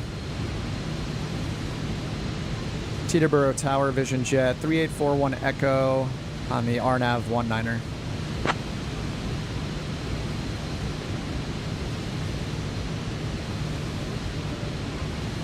All right, let's put on VNAV and then catch up to our VNAV profile.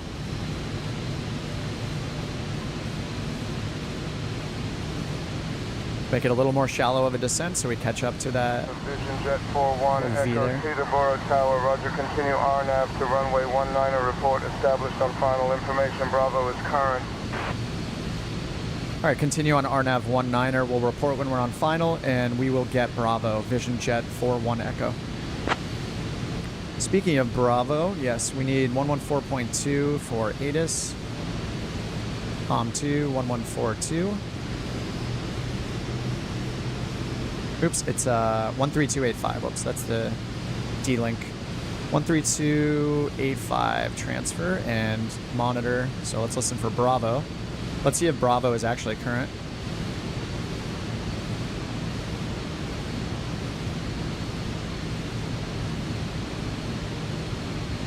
So let's see what we have here. IFR and oh, oops, that's the alternate. So here, if we click this, we should get, yep. So we're getting 260 at 5 knots, broken at 800 feet. That's going to be fun. Overcast at 1600 feet, 3004. So we'll set 3004. Teterboro Tower, roger, you are on the RNAV approach for runway 19er. Descend and maintain 2,500. Report established on final. Information, Bravo is current. I think that's to somebody else. Yeah, that's probably to Sierra. Good call by ATC. That was spot on. That was a pretty good one. I feel like they should have, the approach controller should have cleared me for the RNAV 19er, and he didn't. They just told us to descend 3000, expect RNAV 19er. Nobody ever said cleared RNAV 19er, but Tower told me to continue RNAV 19er, so that's fine.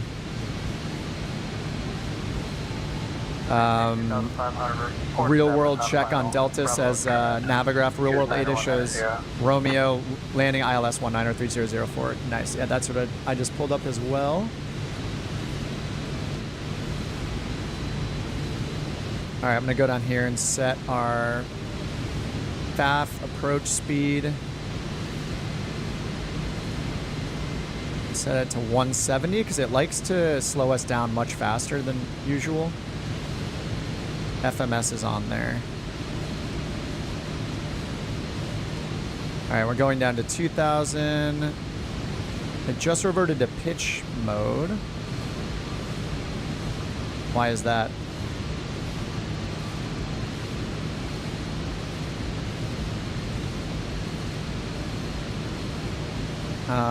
It got rid of our VNAV altitudes. What's going on here? Let's go activate the approach. I'm gonna. Oh, this is weird. Oh no, I'm giving us a U-turn. No. We're gonna keep that turn going around. Scooby direct to activate. There we go. Nope, we need the next waypoint already. Direct to activate. There we go. Let's see if we can get our VNAV back. Okay, VNAV is okay. Path. All right, I think that's better. And let's turn off and back on VNAV. Okay, that's good. And make it a little more shallow here.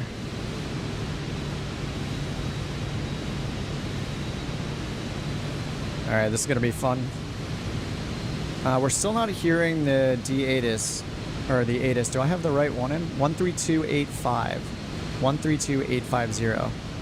Yeah, we're not hearing that on COM 2. But we do have it over here. Hour and 10 minutes ago. Wow. Winds are 260 at 5. Alright. Auto throttle is pulling our throttle out. Nice. I hit approach mode now, so we have GP in white.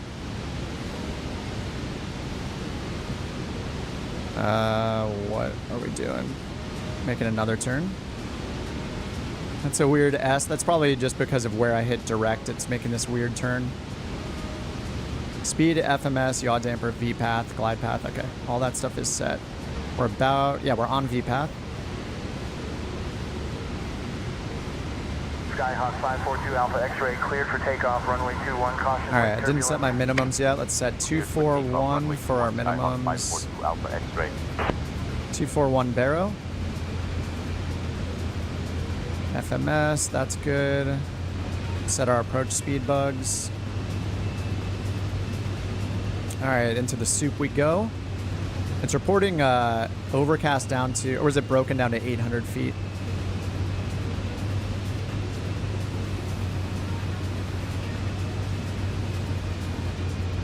We're just like right on top of the clouds.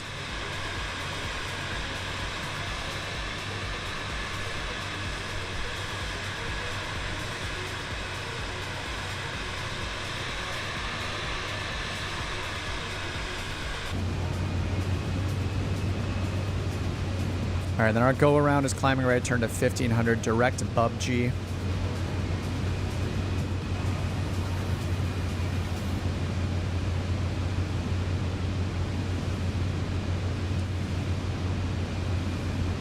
Have you set localizer on nav 1? Yeah, they gave us the RNAV though, so we're gonna use that instead.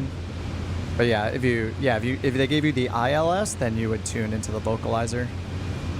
What's nice about the Garmin stuff is it'll like auto tune those frequencies for you, so and auto switch from FMS over to the localizer needles, from magenta to green needles when you get close. All right, there we go. Turning at Unville. Then we have Tugs, 1500 feet at Tugs. Go ahead and put in 1500 feet now, selected altitude. That is set. And we'll tell them we're on final course soon.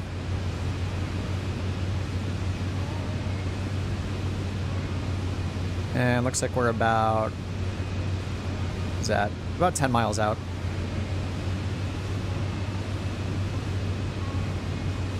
Teterboro Tower, Vision Jet 41 Echo is established on final for RNAV 19er, 10 miles out.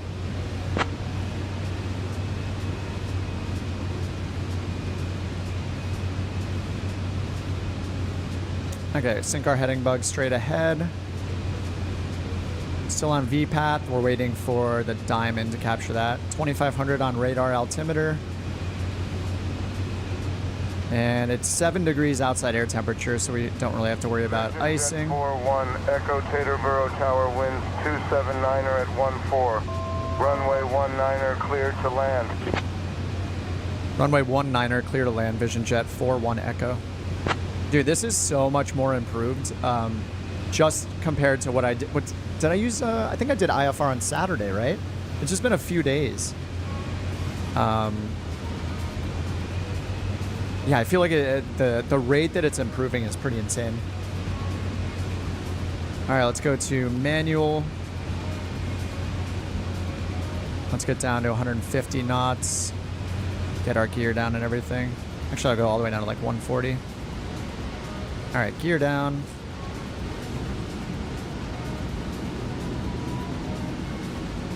1 mile until the FAF. 9er 0, 10 mile final, runway 19er. Sierra. All right, 50% flaps. And they said winds are was it 279 at 14 or 269 at 14? Traffic departing ahead.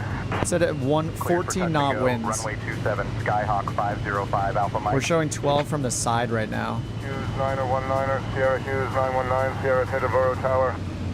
Windcom runway 19er cleared to land. All right, full flaps.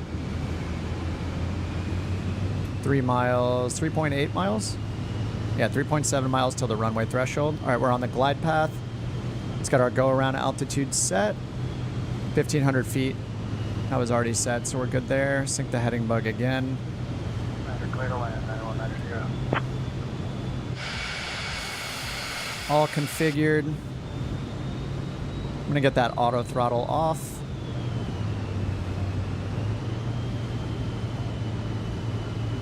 Bonanza, November 64 Foxtrot Alpha 2, hold short runway 21 traffic on final. All right, we're almost at minimums. Minimums are 870. We're about to hit minimums. I don't see lights.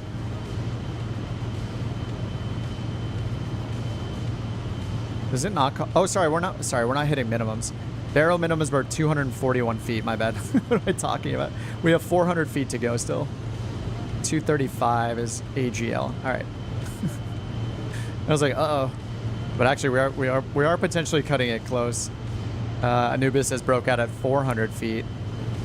All right, minimums are 241. Oops, a little slow here.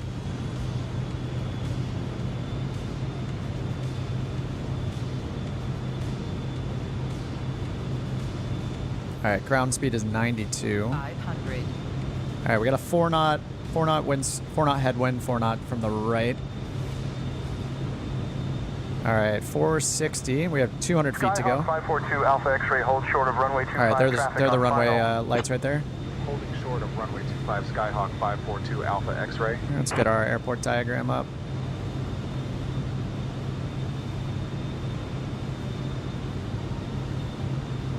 $300 feet. We got 50 feet to go. We barely see it. All right, autopilot's off. Minimums. Yaw damper's off. Minimums. Yeah, that was like right at minimums. I think we have a decent. We could even see the paint, so I think we're good.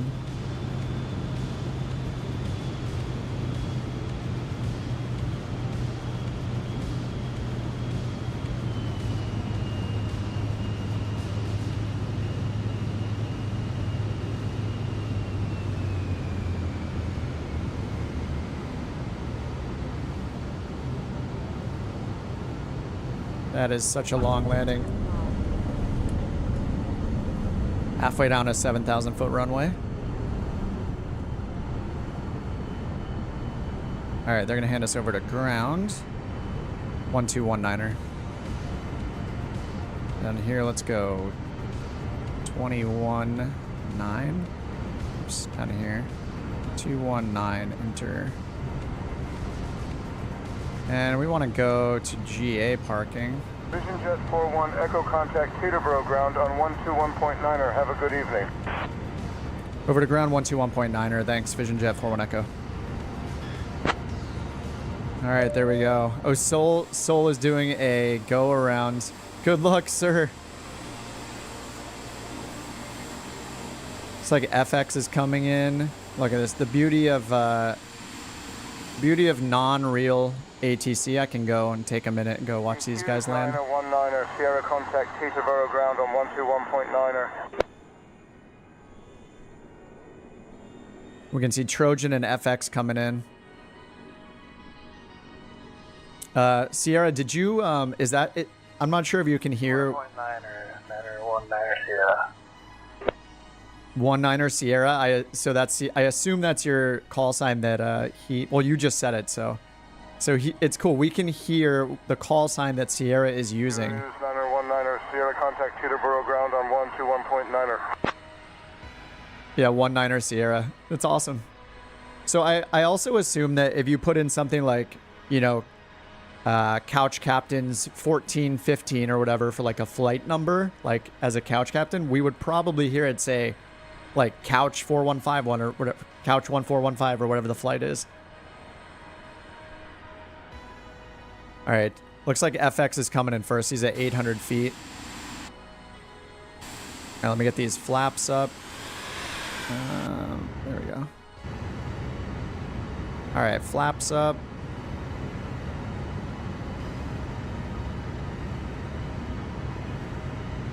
Approach briefing. I already did all that stuff. 140 for airspeed. I think I did 170, then down to I think I went all the way down to like 110. That's before landing. Look at me using this checklist. Flaps. Yeah, got all that. All right.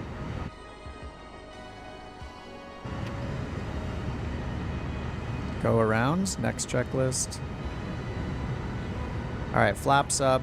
Wing IPS switch. Engine IPS switch. As required, I'll turn it off. Probe heat off. External lights as required. We got landing light on. Check the brakes. Well, we just stopped, so they definitely work. All right, then we have shutdown. And I still have to contact ground. 422 Alpha Mike, hold short of runway But we can chill and watch you guys land. Let's see if this worked. Yeah, I don't know why this never works for me. This is supposed to show like some sort of visual on the landing. All right, here comes FX TBM 930.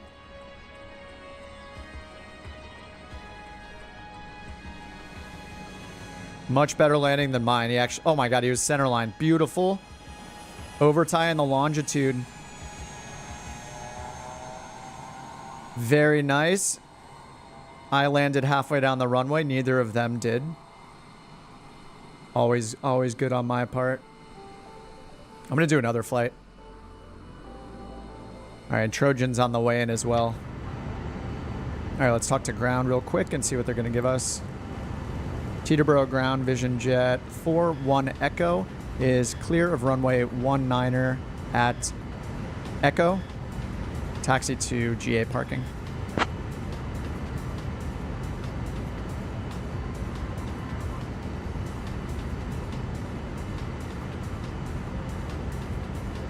Couch Captain 919.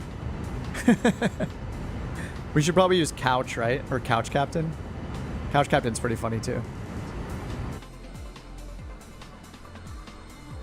Vision Jet 41, Echo taxi to parking via Echo Lima, Quebec. Have a good day. Taxi to parking via Echo Lima, Quebec. Vision Jet 41 Echo. Thanks. Echo Lima, Quebec. Lima, Quebec. These are actually real. I think it wants us to go, does it want us to go here or up here? It didn't say cross runway, so I'm not sure that, but Echo, we're at Echo and it told us correctly. Echo to Lima. Lima's this one right in front of us, so that's correct. And then Quebec is up here. That's impressive. Yeah, then right up here we would either turn right or left on Quebec. So assuming that they're not gonna, yeah, they would have had us go like Gulf Quebec to here. So I think they want us to go up here, but it's not letting us, it's not telling us to do a cross runway thing, a crossing instruction. So a cross runway thing. All right, Trojan, you got this. Easy. It's pretty easy to do better than I did. As long as you don't land in 3,000 additional feet, you'll be good. Oh, Fish with the first chat message. You can't beat the guy. Oh my God. That's right on the center line too. What is going on? You guys are hacking. Dude, I love the gray of the Vision Jet too. Very nice. He's right. He's like right on the center line. Beautiful.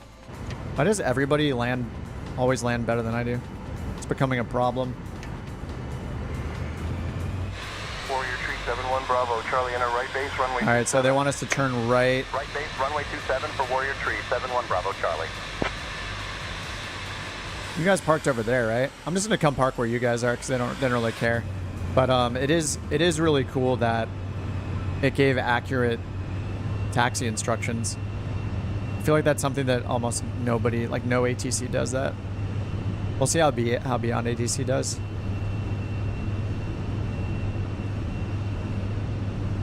Should really learn to turn my flight director off as well when I'm on final. That's a habit I haven't picked up yet. First ever landing in the Phoenix V2 Block 2. Nice. Wait, Delta, you were in front of me, right? Yeah, if you were in the, yeah, of course you were. I was like, I didn't see you landing because we're in the Vision Jet. That's why. I'm not even sure if you're flying. I assume you're here already. I definitely focused on the ATC most of the time instead of where everybody else was.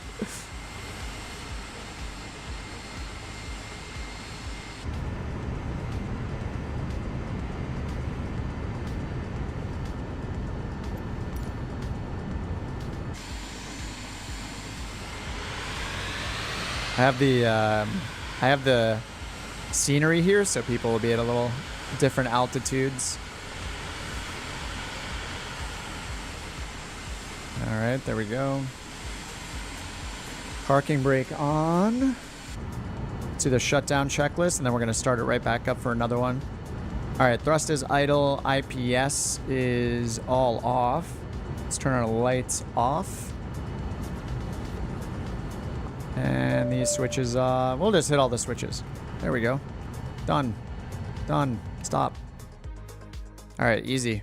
All right, 34-minute flight. That was pretty fast. All right, we're back at Teterboro. The flight is finished. So I'm going to do two things. Accept this friend's request from Raptor, and then let's go. I got to fix that auto throttle button that I set before.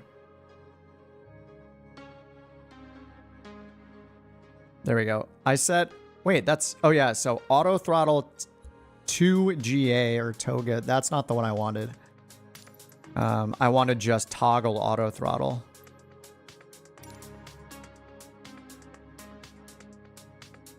Arm auto throttle? Yeah, toggle auto throttle. There we go. Okay, that's good.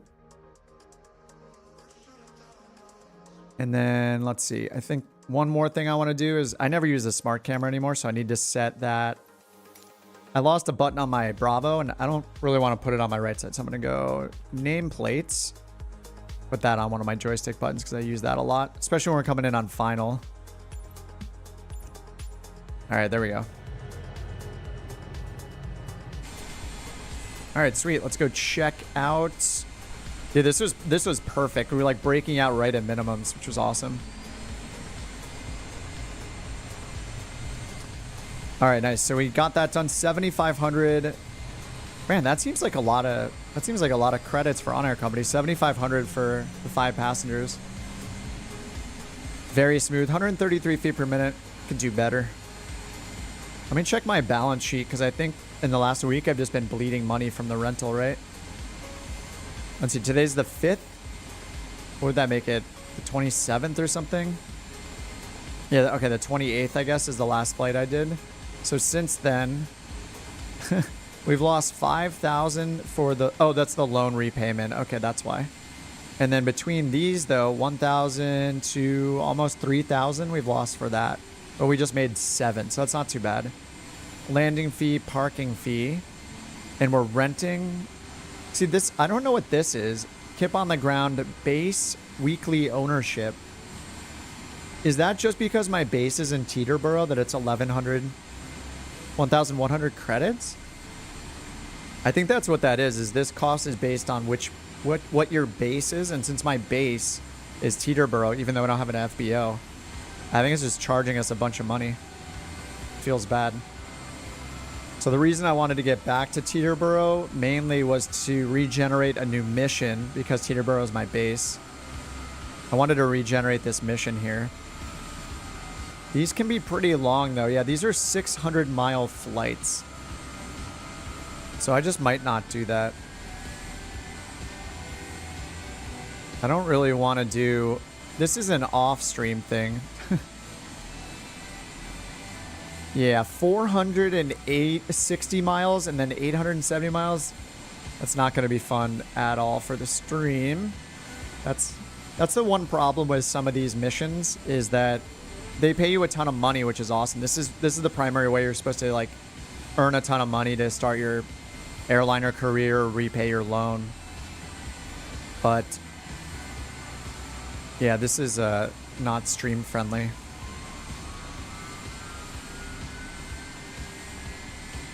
So I think I'll just do a freelance flight. Oops, I hit the wrong button. Just do a freelance one. Delta says, I immediately... Oh, talking about the Phoenix. Immediately noticed easier ground control on roll, easier landing if I'd been paying better attention. Didn't care much about the engines till I got these. Boy, do they sound and look great. Oh, they did all new sounds too.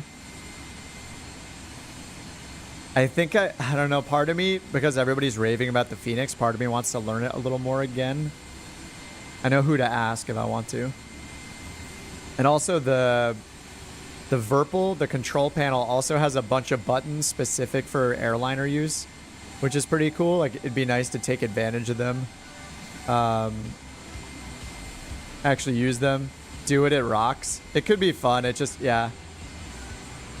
So this has, let me bring up the image again. This has a few buttons. See, it's got like left and right engine selection up here. And then it's got a start and a stop and an APU button. It's got crank and start. I know the ATR has like a crank, right? I think. And then having a three-way switch for the landing lights, like if that works for taxi landing lights, that would be awesome as well. But yeah, it's cool having these buttons for like start, APU, and stop. I tried to get the start button here to work on the Comanche, and it didn't work, so I'm not sure. Probably need to buy like engine 1 starter or something like that. But I think it would be fun to, at some point, finally get into the airliners a bit more. I know everybody, most people's thing is doing the airliners, so it'd be cool to give it a shot at some point. 80, thanks for the sub. They modeled 158,000 points of the engine and its functions. What? Crazy. Chase says that's why I haven't leveled up in OnAir. 800 plus mile flights. Yeah, luckily, like, even if I did it on stream, I would just use time acceleration. I would get up there into cruise. I'd go up to like 8x or 4x time acceleration and like go to bed. Not go to bed, but like go AFK for 10 minutes, come back and see where I am in cruise. Like not use ATC and just get the flight done just for the sake of earning the credits.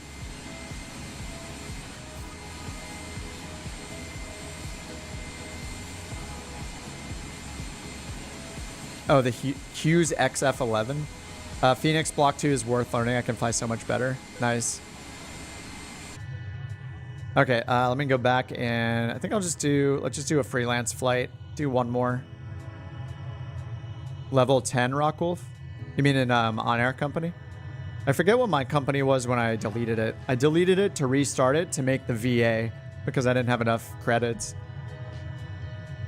Yeah, I wish using the VA was easier. I wish it just like automatically like let everybody do whatever route they wanted or had some like more casual mode almost where you could just, where you didn't have to like go in and assign like the 2-window thing and finding a job and assigning it from the VA to yourself, then switching the other window and accepting it, like all that. Kind of weird. All right, how far do we want to go and what airport do we want to go to? All right, we're going to do a one-legger because I want to get paid. Oh, we only have 2 options. Should be easy. We're going to do 128 miles then. Oh, to Rhode Island. All right, we're going to, is that Quonset? Quonset State, size 4? Yeah, 128 miles. I don't want to do 64 miles. That's way too fast. We'll do Quonset State.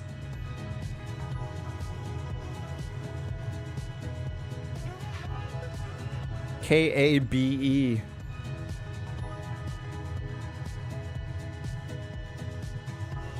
All right, looks like we're taking...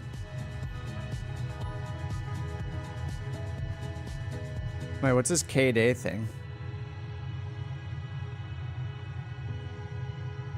Is this somebody else's? Maybe I have an old job. Anyway, this is to Quonset, 128 miles, 3 passengers, sim brief time. We should do some bush flying in Montana, somewhere in the mountains. I'm down for any suggestions you guys have for the weekend flight for Saturdays. Oh, the Honda Jet. Level 10 mission requires me to fly from Newark to Tehran in a Vision Jet to start the mission. That makes sense with the Honda Jet if like the range is that insane. Doesn't the Honda Jet go to flight level 410 or something? All right, 3 passengers. That looks good. Let's see if there's an alternate here that gives us an arrival or a departure. The problem is in the Vision Jet, we pretty much can't fly any of them. Yeah, maybe that's why it's not.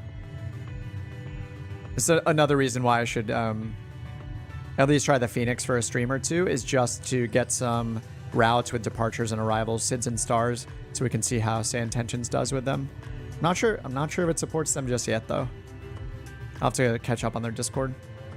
All right, 3 passengers. That looks good. Generate flight.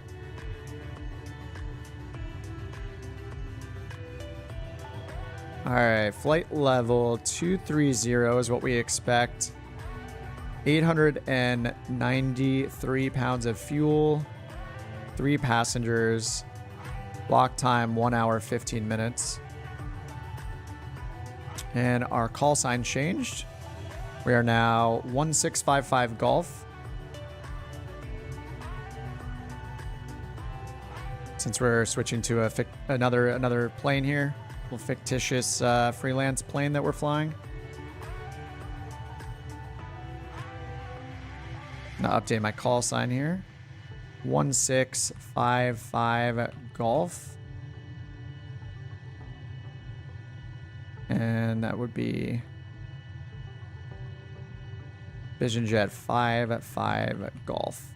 1655 Golf. All right, that's correct. Reset ATC. All right, sweet. All right, that's set. Let me copy and paste the route. If you guys want to do the exact same one. Flight level 230. All right, let's go back in here. OnAir.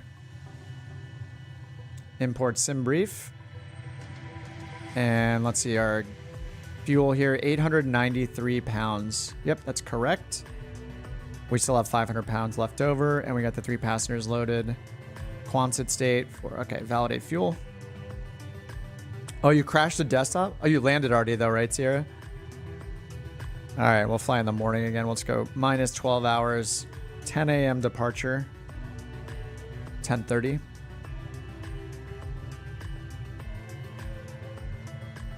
All right, we can auto set everything in this, so we'll just hit start tracking.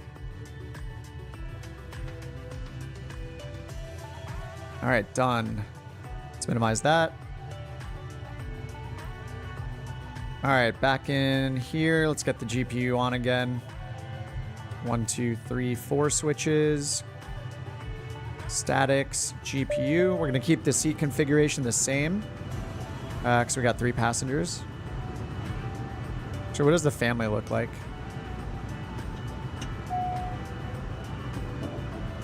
Oh, does it just have the headsets? Or the headrests? Is that the difference? I can't tell. Whoa. Whoa, frame generation freaking out again. I think it might actually be DLSS. Let me turn DLSS off.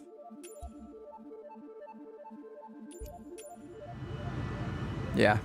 It's like a DLSS and frame gen thing where after a while it just starts freaking out. I can't tell the difference between family. I'm gonna go like this or something. There we go. Oh, just the shape of the seats are different. The family gets the less comfortable seats. All right, we'll give them the nice ones then. Complete. Here we go. And then I think executive only has 2 seats. Oh, we are losing so many frames. Oh, nope, it's glitching badly again. Oh, whoa. What was that? Yeah, it is freaking out. Okay, let's turn off frame generation as well. Let's actually do the opposite. I'll go frame gen. Yeah, okay, we'll do frame gen off. TAA.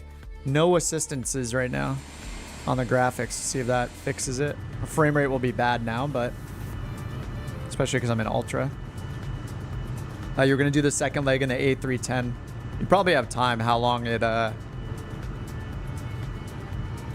takes to for me to get going. You probably have time to load into the 310. Sean says, I'm amazed the guy from California can actually pronounce Quonset. But can he pronounce K-Hog? I have no idea. I'm guessing it's not Quahog. I would say like Quahog maybe, or Quahog, something like that. Yeah, us, people in California only make up 1 in 9 Americans, and all of those 1 in 9 people don't know how to speak. It's accurate. English isn't spoken in California.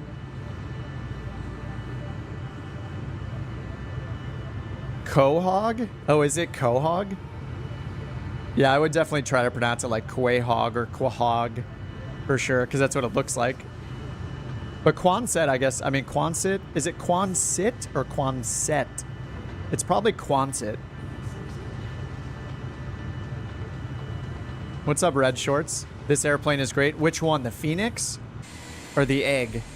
The Vision Jet. It's great when I actually hit the buttons in it too, which I'm very bad at today, apparently. All right, we're gonna go full map. All right, that's all set. Let's get sim brief put in. Let's get navcom going.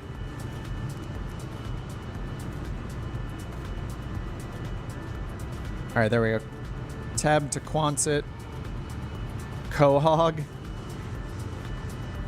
Rhode Island's pretty unique, especially their quahogs. The egg, the EGG.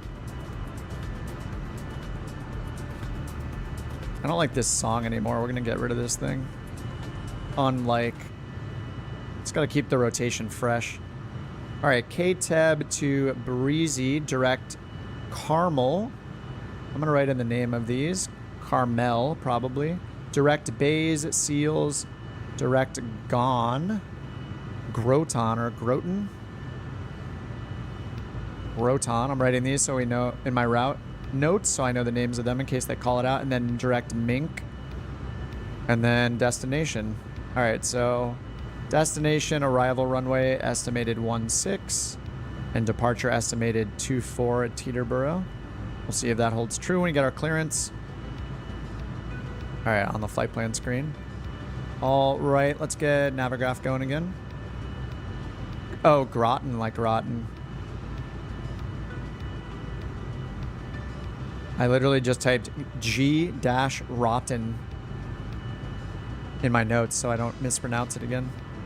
All right, unload, import flight. Have I tried your controls? I forget, did we try... Have I done your controls in the Vision Jet? I'm not sure that I have. I've done it in like the CJ... It's been a while since I've done the your controls. I think I did it in the CJ4 a bit. Phoenix, flyby... Or was it the Phoenix? I think the fly-by-wire, me and Delta Tango did it in months back. I don't know if I've ever done the Vision Jet. I feel like I did once. Your controls is great, but the problem in general, the more complex and like the more modern and digital the avionics are, the worse it is. Like it has a really hard time or just straight up doesn't synchronize any of the button presses on something like these GTCs. So, yeah, I feel like it's better to fly something like an analog as possible. Like the CJ4 is decent because it's like older looking tech in it, like with the Proline stuff.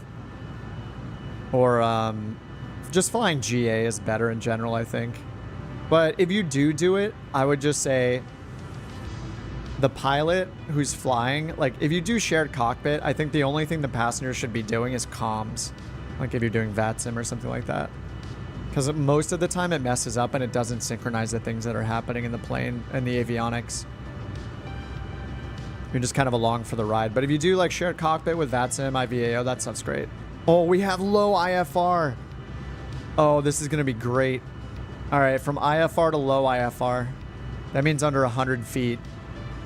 IFR is down to down to 200, and low IFR is down to 100, I think. This is going to be great. And by that, I mean horrible. We wouldn't fly this plane there, but we can.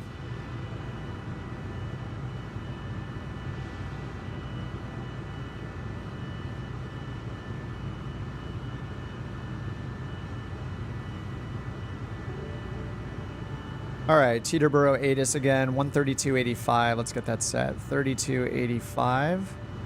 It didn't work before. I wonder if we'll get it now. It says ATIS is on 114.2, but we can't use that in this plane. I think that's the issue. I'm gonna debug that.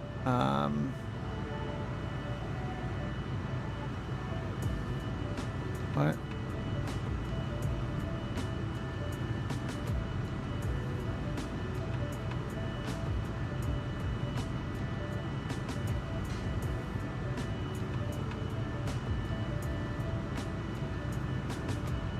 There, I just submitted a bug report for that.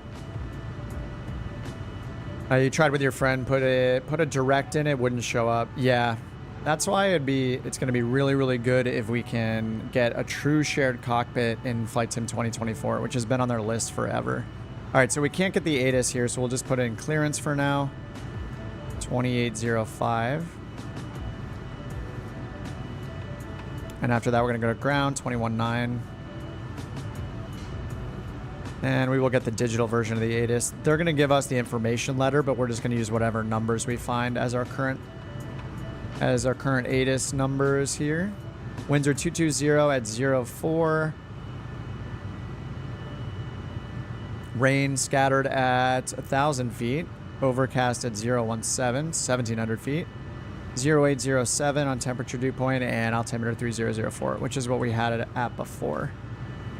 All right, we'll just type in whatever, we'll say whatever info they tell us it is when they tell us. Okay, and SimBrief is set. And we're expecting flight level 230, but we're going to put in the other stuff once we chat with them. All right. Teterboro clearance, Vision Jet 1655 Golf IFR to Quonset. Quonset? Quonset?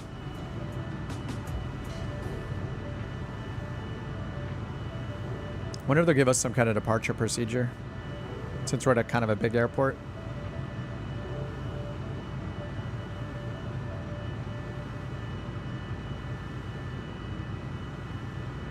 Is my audio working? Okay, it's still sending my request. Vision Jet 1655 Golf Teterboro clearance cleared to the Quonset State Airport radar vectors. Breezy then as filed. Maintain 5,000, expect flight level 23010 minutes after departure. Departure on 119.2. Squawk 2555. Expect runway 19 for departure. Information Bravo is current. I missed their first altitude. What was it? 5,000. All right, cleared to Quonset via vectors, breezy. I maintain 5,000 feet, expect flight level 230, 119.2, squawk 2555. We'll expect runway 19, and we have information Bravo. Vision Jet 1655 Golf.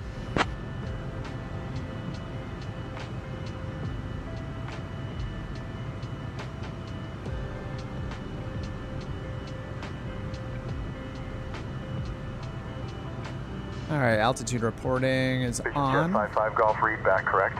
Sweet. All right, let's set our altitude 5,000 feet again. That's what we had last time. I wonder if it's just giving everyone a 5,000. I don't know. We'd have to test it in Colorado or something. All right, there's 5,000 feet. 3004 is set. Heading and flight level change.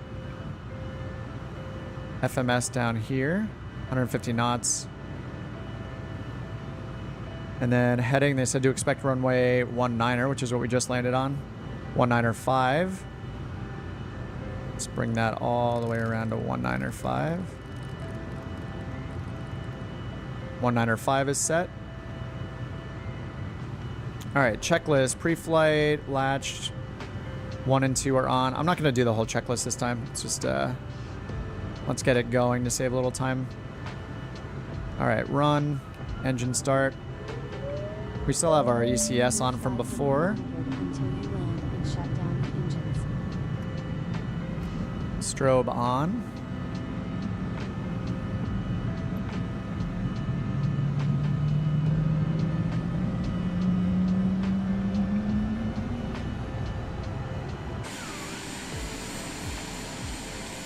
All right, GPU got removed automatically. I love that feature.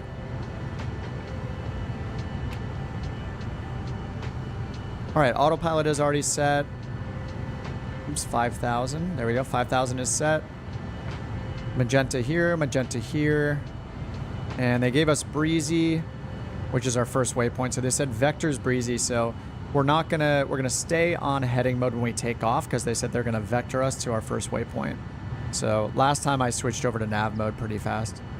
We're gonna be going to that waypoint pretty fast though. It's like right in front of us. Okay, 19.2 miles. So. All right, we'll see how fast it is. All right, 3004, probe heat is off, bleed and oxygen are off. Let's get those on. Oxygen, bleed. Probe heat will wait till we're on our way to the runway. Gear is down. Get flaps at 50%. Pitch trim, 6 degrees nose up over here.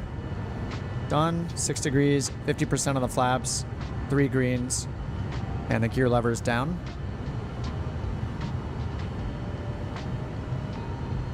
All right, we got our squawk code in. 5,000 feet is set. 1192 is our departure frequency, which matches the first one on New York departures list right here.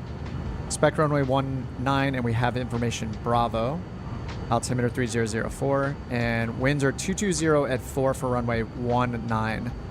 So from 19, 220 will be from the left, or sorry, from the right. So we'll have to aim a little to the right on takeoff. Okay, cool. Let's get our... Double check that OnAir is running. It is. And runway 19 is all the way at the north end, so let's see what they give us for taxi instructions. Switch over to ground, 121.9. And then we'll get tower in standby, 119er 5. All right, that's set. All right, that's good. Quonset. Red says, I wonder what are the obstacles to a true shared cockpit. I imagine they would have to roll it out plane by plane, starting with like the simplest, like Cessna 172. Actually, the 172 might be very complex. I'm curious what they might start with. I think the challenge is the more features the plane has, like a G1000, for example, the harder it's going to be to synchronize that stuff in multiplayer in a shared cockpit mode. So they might do it in a little tiny plane. They might do it in something like the Pitts, you know, or something like that. Like a very standard plane that just has a few controls to synchronize. Because they're going to have to get the main control surfaces first. They're not going to want to sit with, like, do syncing autopilot and all that to start, probably. That's like a big undertaking. I could see them coming out with like a very simple plane to start, and they'd basically whitelist it like one at a time. And then they'd have to open up the SDK to third-party developers. We'd have this whole thing where it's not a bad thing, but it would probably be piece by piece, you know, like plane by plane. Which one is first? Which one is now in the next update? Which 2 planes got added to shared cockpit? And then they would open up the SDK to third-party developers to make theirs shared cockpit compatible with flights in 2024. I imagine it would be something like that. Standard Land says, ideas why everyone vanished all of a sudden. Unfortunately, it's just... it is just Microsoft Flight Simulator. There are always problems with multiplayer, so it unfortunately just keeps happening to people. What UTC time am I on right now? 15:43 in 10 seconds. All right, let's call Teterboro and get our taxi. Teterboro ground vision jet 1655 Golf, ready to taxi IFR. Nothing changed, just a glitch. Yeah, if you haven't touched anything, then it's probably just a multiplayer server issue. Ronson, thanks for the sub. All right, we're expecting 19 instead of 24. Vision jet 1655, Golf Teterboro ground. Taxi to runway 19er via Juliet Lima. Hold short of runway 19er. Runway 19er via Juliet Lima. Hold short runway 19er. Vision jet 55 Golf.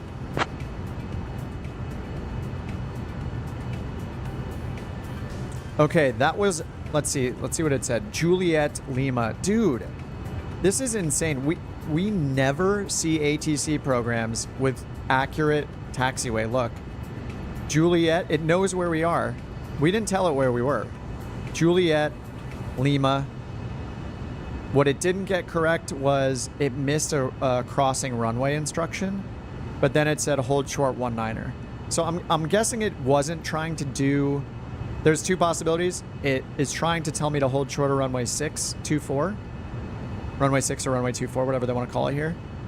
Or it's just telling me to go and hold short of runway 19er at the threshold. I'm guessing it's the latter, but we're just going to go straight over there without worrying about the crossing. But that's pretty good progress. Like, we've gotten 2 accurate, not counting the runway crossing instructions, which are omitted. We got correct taxi instruction twice in a row. It's using cookies and the mic on your cell phone. It's using this cell phone right down here. I mean, that's a pretty good improvement. Like, I'm sure it's airport by airport, but that is rad to get real taxiway instructions. Minus the hold short one. Okay, 919 Juliet Lima, hold short 19. All right, we're going landing light on. Heato heat's off for now. Parking brake is off, and let's go around to a 19er. Juliet Lima.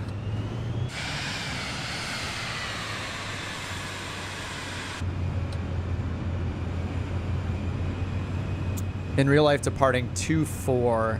Yeah, SimBrief. What's interesting is SayIntentions looks at your SimBrief flight plan. And my SimBrief flight plan, I pasted the route earlier. It has runway 24 as the expected departure, and they're changing it to 19er for us, which is interesting. It's not just, it's doing something else where it's not just taking. Oh, this is the, I guess this is the where I'm supposed to go. And left onto Lima here.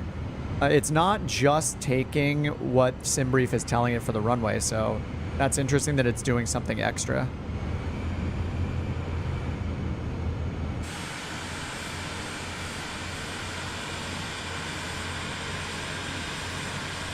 All right, left onto Lima. Turning Lima onto Lima.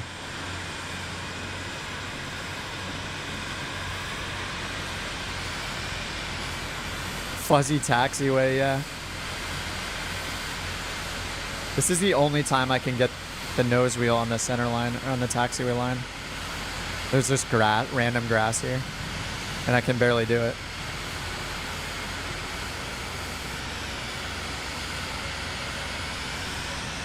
Ground here, 9er 19er. Holding short runway 19er, ready for departure. Nice, somebody's up there ready for departure. Is that Loki or is that Sierra again? Someday I'll learn everyone's voices. There's a lot to learn. I gotta learn your guys. I gotta learn your Discord names, your YouTube names, your Microsoft Flight Sim gamer tag name, and then your voice. And every time I get it wrong, you guys are always yelling at me in chat. It's crazy the amount of abuse I take in chat from you guys when I get it wrong. Just non-stop spam, never letting me live it down. You just like can't, everybody's always like, I can't believe you got it wrong again. Was that Loki? Ground here, 9er 19er. Ready for taxi. Loki's off in the Vision Jet, just departed. I think that might have been Loki. Can anyone else hear that tiny, tiny violin? Ready for taxi to runway 19er. Yeah, low tech. I updated to the G3000 5000 plugin. I don't know what. Hey, actually, the winds look pretty good for 19er, right? They definitely look better for 2.5, but 19er is not the worst. I did update the G3000 plugin. I don't know what was added. I haven't had a chance to look at the release notes. I updated it just before I started the stream. Tried to match your name to everything. Thank you so much. Yeah, it's not. I'm just making stuff up. None of that is real. Soul says I'm not using SayIntentions. Oh, okay. Fix the runway 60 at Lima, hold short for runway 19er. All right, we're just gonna cross runway 624. Just gonna pretend to look left and right. Roger, hold short of runway 19. Wait, I wonder if, I can't see the transcript. Did you, Sierra, did you change the couch captains? I don't know if you changed it or not. I should have done that. I could probably change in the middle. Anyway, that for another time. When we're actually flying an airliner. Or the ATR again, I'll switch over. Oh, did you? I'll try to listen for the next call. And are they saying couch back to you? Ground here, 9er 19er, ready for that tower handoff. Ready for that tower handoff. Actually, if you're not on student pilot mode, they will not tell you to contact tower. You have to do it yourself. Is something I learned from the SayIntentions Discord. So I'm gonna switch myself over right now. Tower is 119 or 5. If you turn on student pilot mode, they'll give you a little more help with switching frequencies. than is realistic, allegedly. All right, 119.5, and then the departure is going to be 119.2. Enter, put that in. All right, runway 19er. 195, I got that set up on the heading bug already.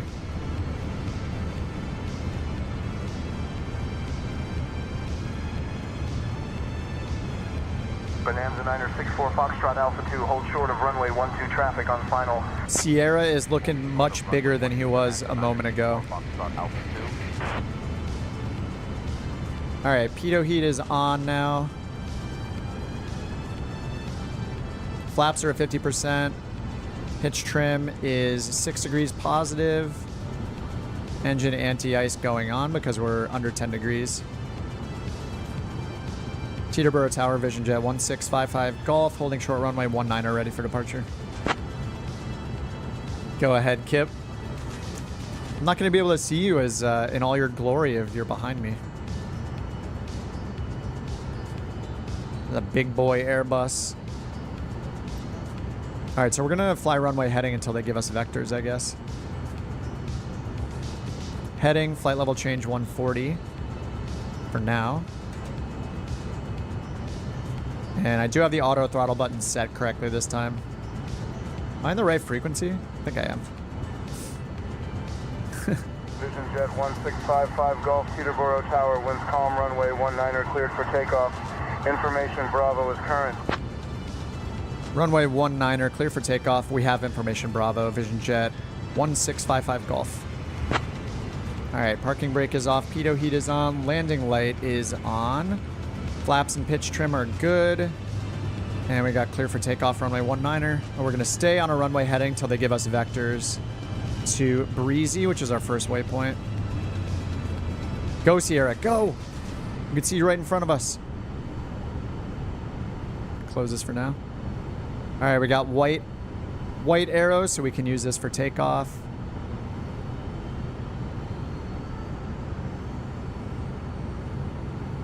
I'll set my takeoff speed bugs. There we go. All right, hold the brakes. This throttle feels pretty good. It definitely feels better quality-wise than the Bravo, but then again, this thing's like the same price or a little more expensive than the Bravo, and it's like got fewer buttons and stuff and no pitch trim wheel and all that, but the quality is great.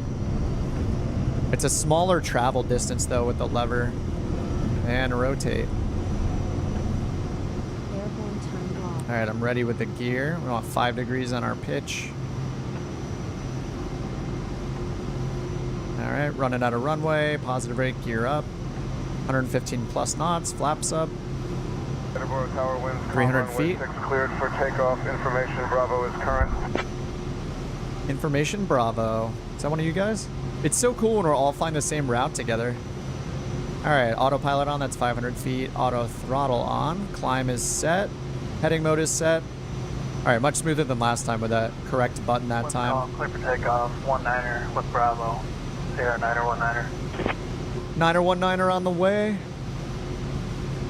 All right. I'm gonna get ready with our heading bug to turn. They're gonna give us vectors. Actually, they'll probably pass us to departure, and departure will give us vectors. See how it goes. Departure frequency's in there. 119.2.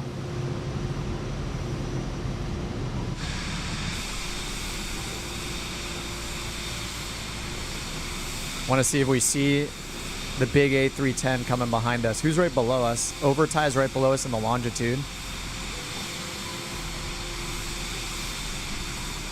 All right, we're just chilling on this heading, climbing to 5,000 for now. Jet 55 Golf, contact departure. Over to departure, Vision Jet 55 Golf, thanks.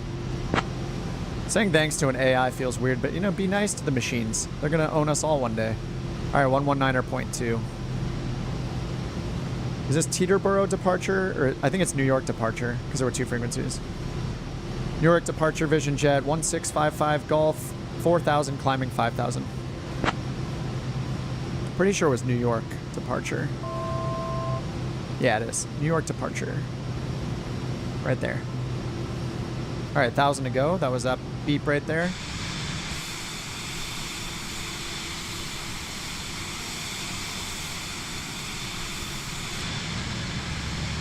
Dude. Love it. IFR all day. Vision Jet that's why IFR is better. 1655 Golf, New York departure radar contact. Climb and maintain 17000. Fly heading tree 51 vectors to breezy. Not more than 210 knots until reaching 17000.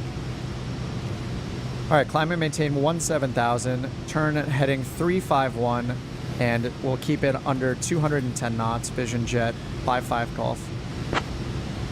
All right, let's go down to manual speed. Set to 250. We got a lot of things to do here.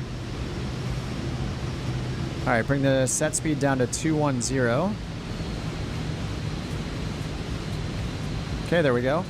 And heading, we're gonna go 351 on the heading, so we'll make a right turn over to 351, and then we're gonna climb and maintain 17,000.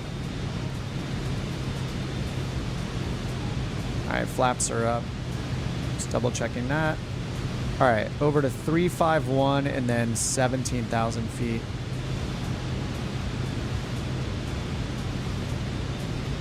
One degree at a time on this knob, I guess. I think they should all have acceleration. 3-4. All right, 351. Now we're gonna raise our altitude and hit flight level change. So 210 knots is, oh yeah, let's see how our climb rate is at 210 knots. All right, 17,000. Those vectors look decent. We still have to turn to the right a bit more, but at least it's getting us heading north. 919er airborne, 7,500 feet. All right, 17,000 in the selected altitude right there, 210 knots or below. Let's go ahead and pass it back to the FMS. Yeah, FMS is doing 165, so we'll leave it there.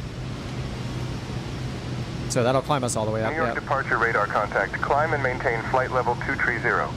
Fly heading 001 vectors to breezy. We're still on a heading. Maintain 225 knots until someone else is getting their clearance. 230. Are there like 10 of us? Oh, maybe not 10. Are there like 5 of us flying on the same route? We're hearing, oh, Sierra's way in front of us now. I didn't even get to see him go past.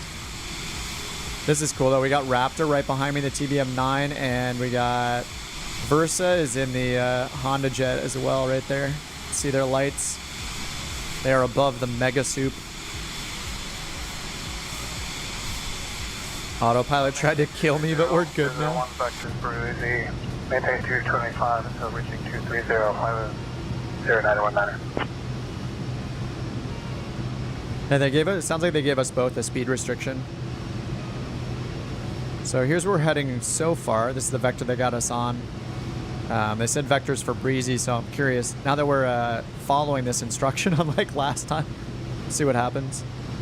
And eventually we're expecting flight level 230, but we're going up to 17,000 for now. It's cool we're getting this like progressive climb. You gotta love it. Oh, I didn't update Volanta. Whoops, sorry guys. Let me add the flight plan. There we go. Sorry about that. So many things. All right, almost 10,000 feet. I'll turn the landing light off. I'm like hesitant to hit a switch. I'm like, uh-oh, this is the right switch for the light, right? Sierra says it's hard giving a read back while hearing the controller playback on the stream. Oh yeah, I bet. Yeah, that's gotta be chaos to sift through.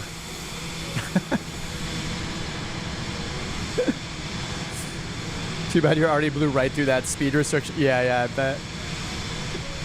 Yeah, I feel like they should have given it to you on takeoff or something. I don't know. With how fast they... I mean, I guess if they really gave it to you, they would have just expect you to slow down if you were already above it. All right, so we're still on a 351 heading. Crescent moon. Oh yeah, the moon looks awesome. Wait, is it behind us still? Was it? I forget where is the moon? I thought it was in front of us on the approach, right? Oh, there it is, right there. Sorry. There we go. Look at that guy. Yeah, it looks awesome. It's so insane. I don't know. I've never done this, but supposedly, like, the solar system, or at least our visible, like, stars that are visible to us are visible in the sim in the correct location, and it's, like, all simulated. Sierra 9er 19er, contact New York Center on 133.15. Sierra is so much, he's so far ahead of us, he's already getting passed off. Actually, let's listen to what frequency he got, so we're probably getting the same thing. To wait for him to read it back. 33.15, Sierra 9er 19er. 33.15. I'm gonna put that in. I'm cheating. I mean, this is what you would do realistically, I think, right? Like we're on the same route. We know he's like going the same place we are, so we'll just expect that same frequency. We're only at 3,000 feet though. Sierra 9er 19er, Sierra 919. Good day. Good day. Time for the sextant. I wonder, I've never looked this up. I bet there are videos out there. Oh, do people, is anybody like navigating by the stars in Flight Sim? That would be awesome. All they need is a boat mod, right? Let somebody sail. What if they extend Microsoft Flight Simulator and they just call it Simulator? You could be in a boat. You can work at a fast food joint. You can sleep in past your alarm and be late to your first meeting of the day. All those things you can do in life. Vision Jet 55 Golf, contact New York Center on 133.15. Oh, that's it. 133.15, Vision Jet 55 Golf. Yep, we got the same frequency that Sierra got. No surprise. Now it's important we wait 10 seconds. Don't step on anyone. Though there's no like problem with stepping on people with SayIntentions. If you do it, it'll just respond to you individually anyway. And I think it prioritizes all of the direct comms to you over any multiplayer stuff. Boat mod, yeah. Why not? I mean, they have the whole, if they have the whole globe modeled, the whole planet is modeled. I mean, shouldn't they take advantage of that and do sailing next? And after that, we get cycling, or we get driving, then we get cycling, then we get walking. Or I guess between walking and cycling, we get those scooters you can kill yourself riding. I take those from time to time. New York Center, Vision Jet, 1655 Golf, 16,000, climbing 17,000. The universe in Flight Sim is so correct. If you start in an airport near me, like Cleveland, around 3 p.m., you'll see the total solar eclipse showing. Oh, yeah. I need to do that. I think the last solar eclipse I don't know when it was. Was it a solar or lunar eclipse? Jet 1655 Golf, New York Center, roger. Come on, give us a climb and maintain before we top off. Come on, do it.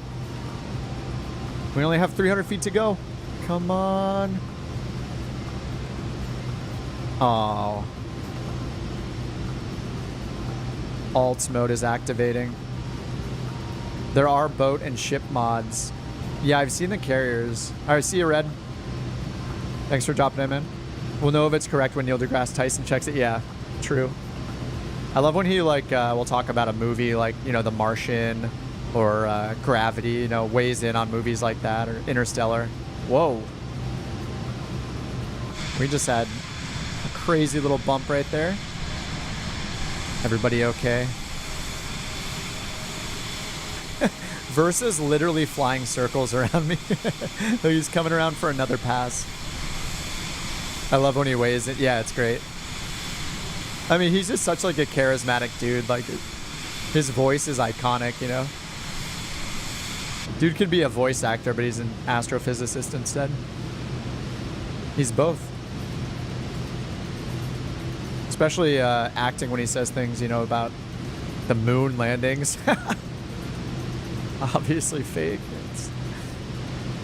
All right, they haven't given us vectors yet, so can we get vectors to Breezy? We should be making a right turn soon.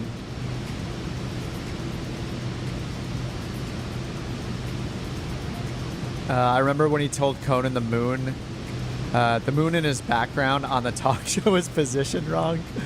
Nice.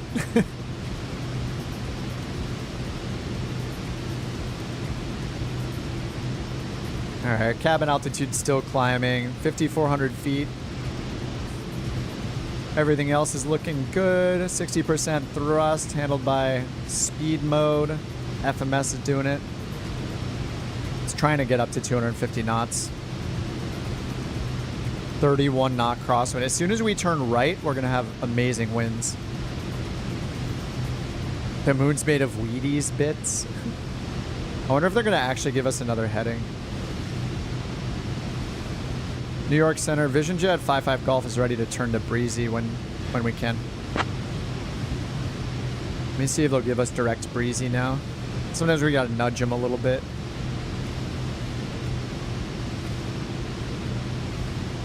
We're ready to climb too, but I'll save that request.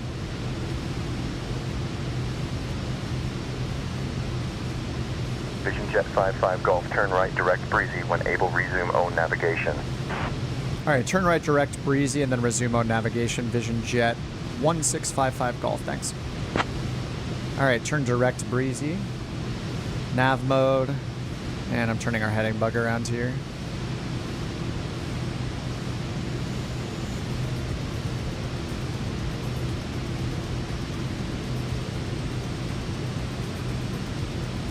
We're like overshooting the course here, so it'd be better to go direct Carmel.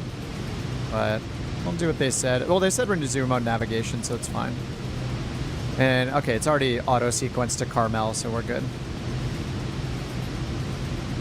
See if they give us a higher, though. We want flight level 230.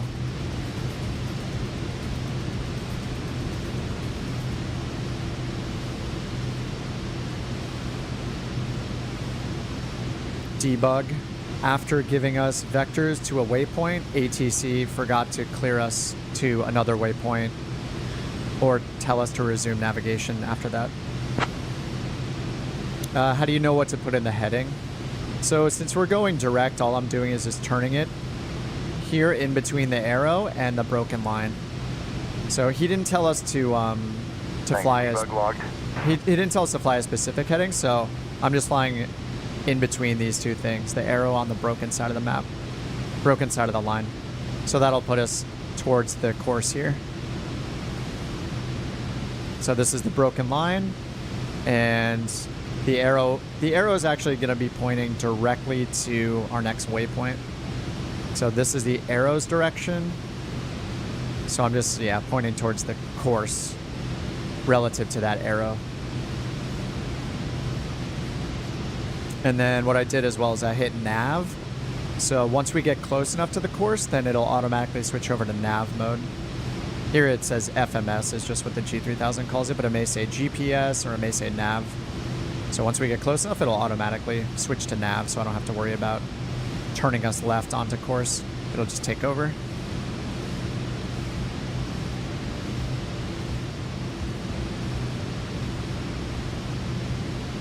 All right, now that we're in cruise, let's get our delicious Bose headphone noise canceling turned on.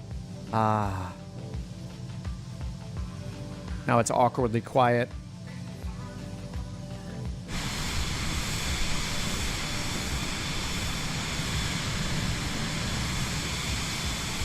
Yeah, then the lower frame rate is definitely more noticeable now. Like with DLSS and frame gen off, especially when it was choppy for a second. It's pretty good now.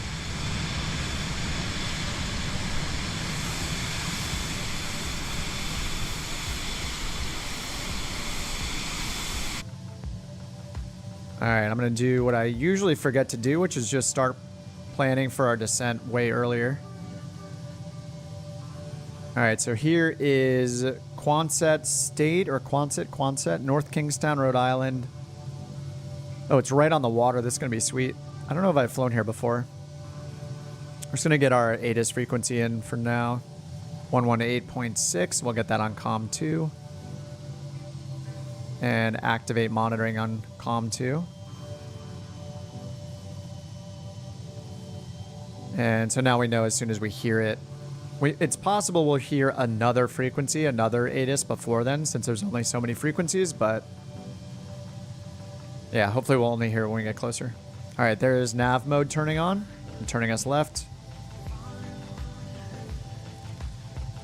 Let's put our heading bug over there too. I'm going to turn up the jams. No active ATIS on Navigraph. Shows runway 34. Oh, for the size of your aircraft, yeah. Oh yeah, 4,000 feet on the small runway or 7,500 on the big runway.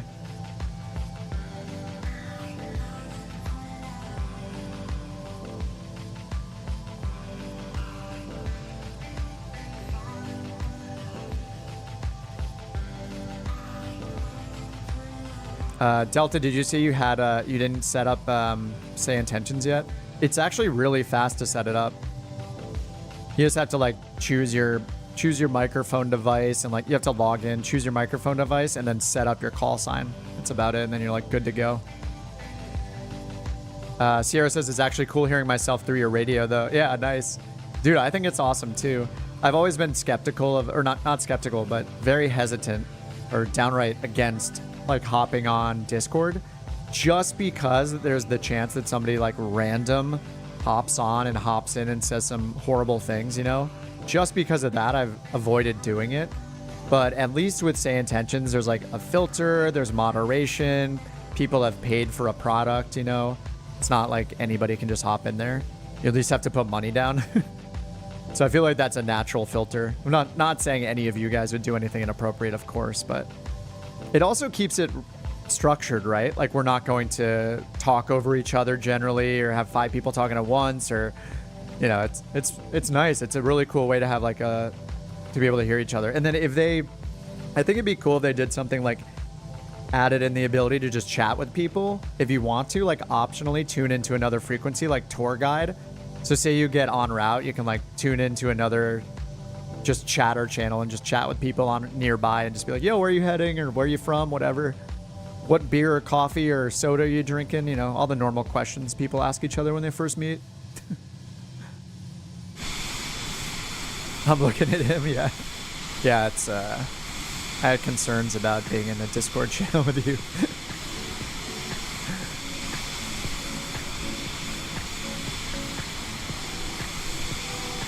I just feel bad even joking about saying that. It feels wrong to even say it.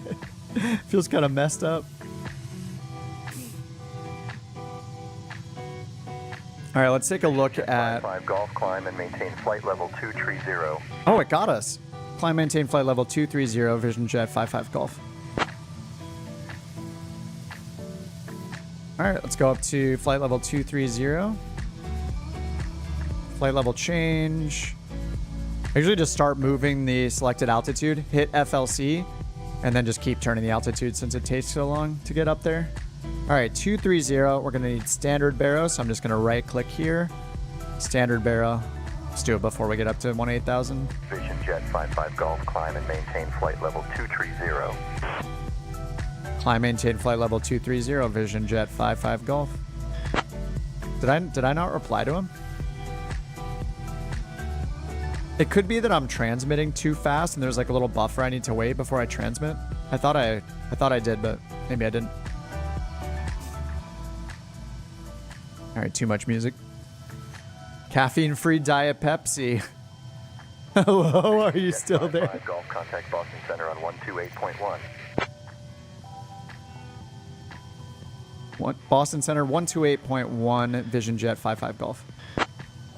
Nice, we're going to Boston Center.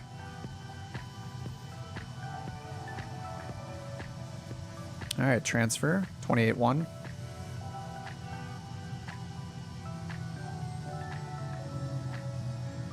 Boston Center Vision Jet 1655 Golf, flight level 200, climbing flight level 230.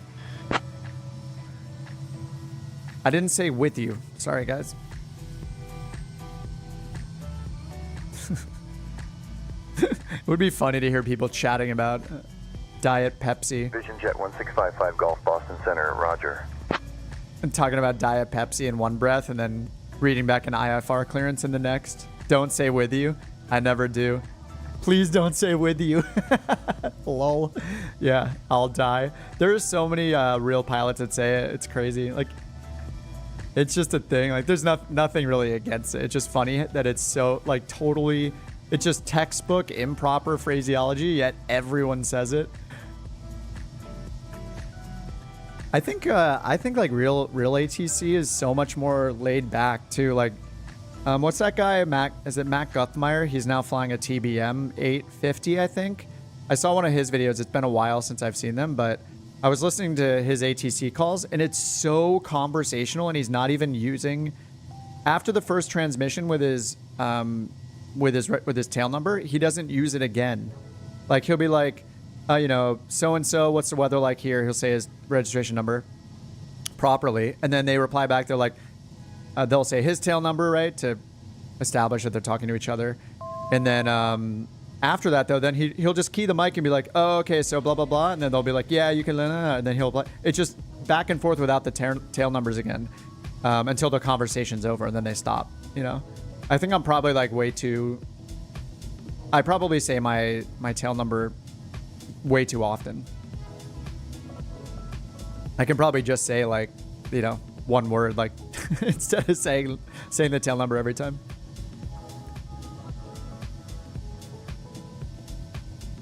Last number and 2 letters? Do you just mean the last 3 of the... tail number? Like mine's 55 Golf right now. All right, we are leveling off at flight level 230.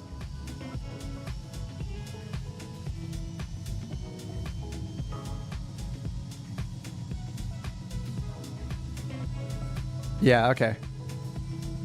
Yeah, the last 3 characters. Yeah, I definitely do that. If I switch controllers, I will use the full call sign. Or I'll use like VisionJet 1655 Golf. And then after you've talked to them before, I'll just say, like, you technically, I think you're supposed to say either the plane type and the last 3, or you're supposed to say November and the last 3 if you don't want to say the plane type. So I usually do the plane type. I could say November 55 Golf, I think. Actually, if you say November, you're supposed to say the whole thing. I could be wrong.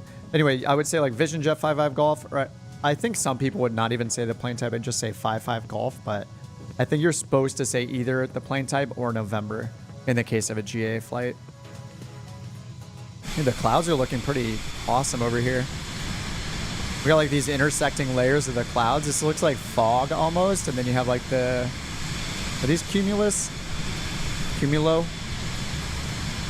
I don't know the cloud types.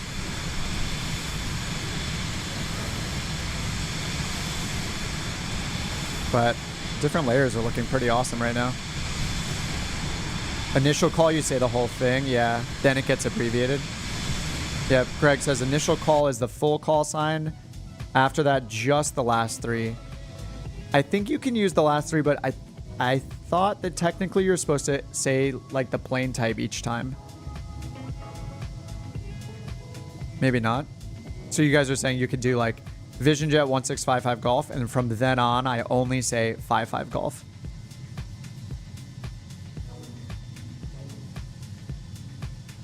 Regardless of what the book says, right? Whatever people do and whatever's acceptable by ATC, those are the real rules, right? Yes and yes. Got it. Yeah, I tend to say VisionJet 55 Golf a lot, but I can probably just omit the VisionJet part. Dude, the clouds look so good. Oh, the marshmallow clouds. Yes, that's the technical term, 100%. All right, we just turned left at Bays for Seal. Sink our heading bug again.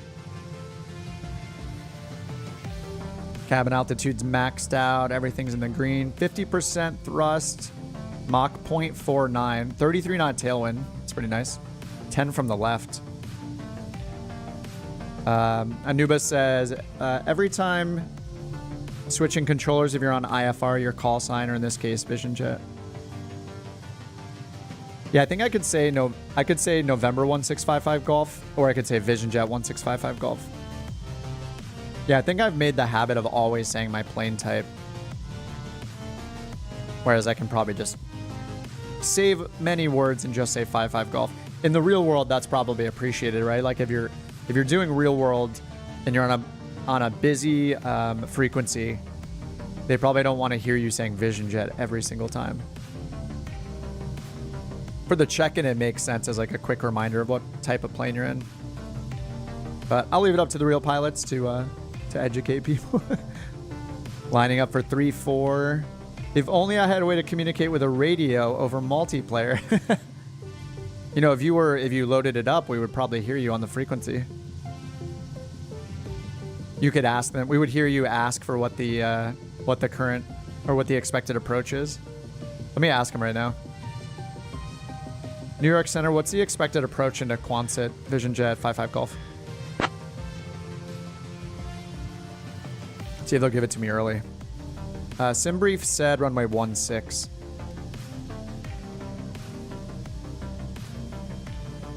So there's an ILS for 16, RNAV LPV for 16. And then we got an LNAV plus V for 34, and a VOR for 34. Vision Jet 55 Golf, expect the RNAV GPS approach to runway 16 at Quonset State altimeter 3000. All right, thanks. We'll expect the RNAV for runway 16, 55 Golf. Oh, I did it. I didn't say Vision Jet. Soul says, I would say Vision Jet. That's black and teal with red stripes. At 9K, descending 5K. Yeah. 217, what's up, man? Dude, do I say your name right? K217? I think that's the way to go. I don't want to say 20,017. How's it going, dude? Did anybody happen to... Maybe I should do this during this cruise phase. Did anybody happen to look up the release notes for the Navigraph mod update? All right, still have 5 minutes to that waypoint, then 5 more minutes to the next waypoint. I got a minute to try to look them up on the Navigraph forums. I think the Navigraph forums are usually like the good place to look up release notes. Navigraph forums. Oh, you crashed? I'll pour out my caffeine-free Diet Pepsi.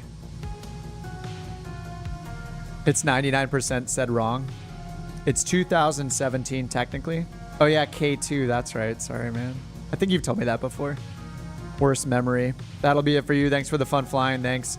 Safe flight, tailwinds, 07 back at you, man. Thanks for flying along, then. Sorry about the crash. That's a bummer. Sorry you're missing these views of these clouds. Look at this thing. Dude, why did it look so good right now? Did they improve the cloud layers or something? Where we have like this crazy like fog-ish layer amongst the marshmallows? It's looking pretty crazy right now.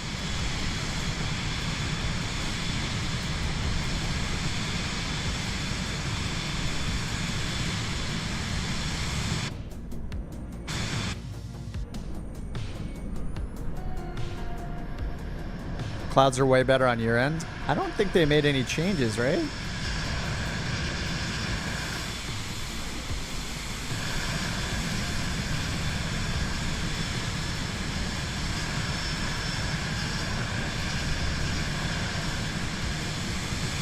Don't mind me, guys. I just got to do my thumbnail work here, you know? Very important.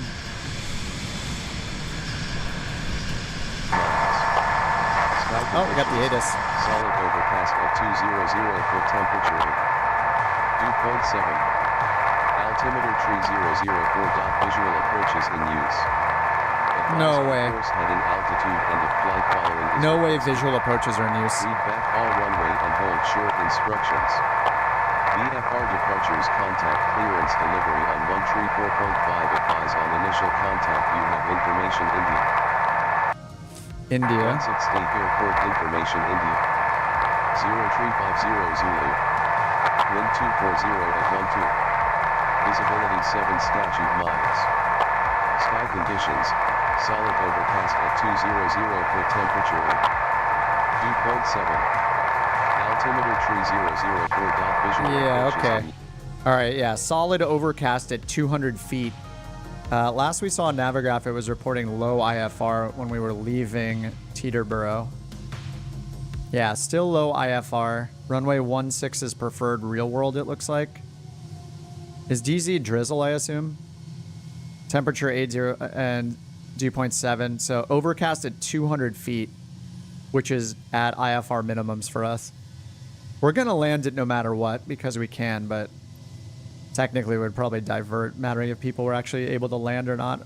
Or we would hold or something. All right, shouldn't we be descending soon here? 1 minute, 5 minutes. I feel like we should probably be descending. We'll see if they give us the descent. So they said RNAV into runway 16. We'll put in Frosty and load that. And then we'll remove Quonset here from our en route waypoints. All right, that looks good. And we're going to the... What is this VOR called again? Groton.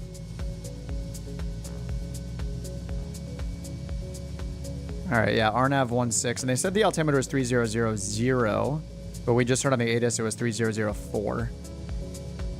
It said visual approach is in use, though, which there's no way. Overcast 200 feet, visual approach is in use. K2 says technically the only visibility... Oh, only visibility is limited, not the ceiling. Oh, really?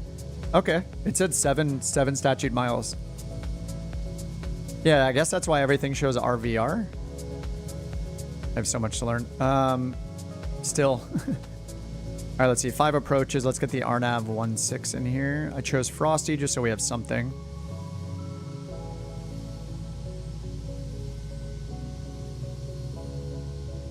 Hopefully they give us our top of descent. Will they give us our descent soon? So let's see. Yeah, we should be descending already. We need to descend at 2,000 feet per minute.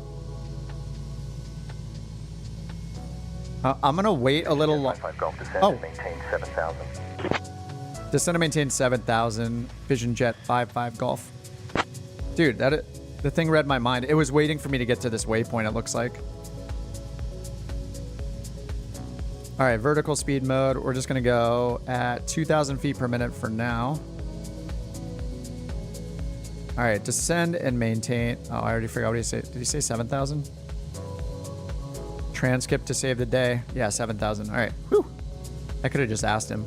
Vision Jet 55 Golf, contact Boston Center on 124.85. Boston Center 124.85. 55 Golf. All right, I'm going to get this down to 7,000 first before I forget. Keep rolling that down to 7,000. If it had acceleration, I would have been done. Like, what was it? Vision Jet 55 Golf, contact Boston Center on 124.85. 2485. 55 Golf. 2485.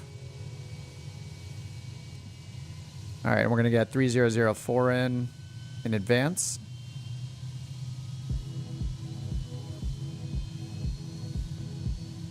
All right, 2,000 is in our RNAV is 2,200. Boston Center Vision Jet 1655 Golf. Flight level 200, descending 7,000 feet.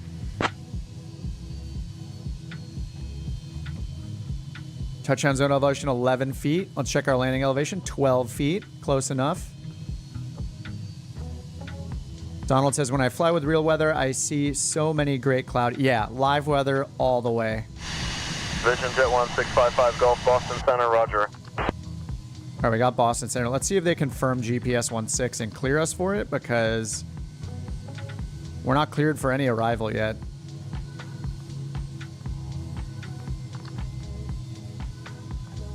Boston Center, we were expecting the RNAV runway 16 into Quonset. Are we cleared for that approach yet? 55 Golf. You're the only one landing 34. It says winds are 240 at 12 knots. I'm gonna see if he'll give us some instructions here for our approach.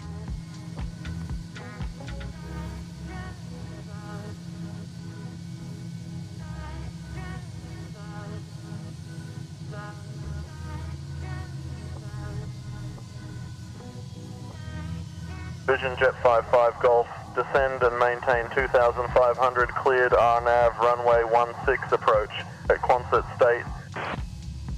Descend and maintain 2,500, cleared RNAV 16 at Quonset, Vision Jet 55 Golf. All right, there we go. If he just told us that a little earlier, it would be perfect. All right, minimums are right here, 218. 8 even, enter. Descend and maintain 2,500. Let's catch up to that VNAV profile.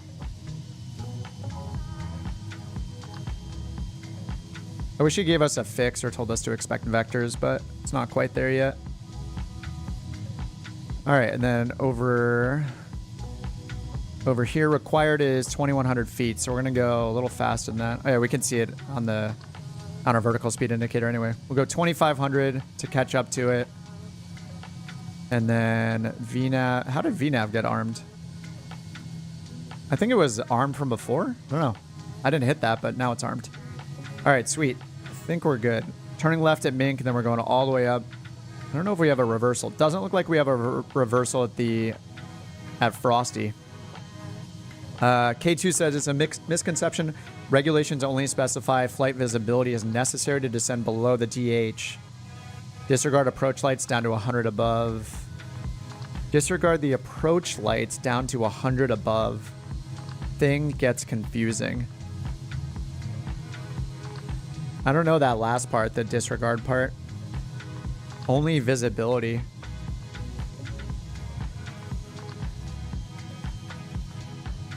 So you could go below the minimum. You could go below the DA or the DH, and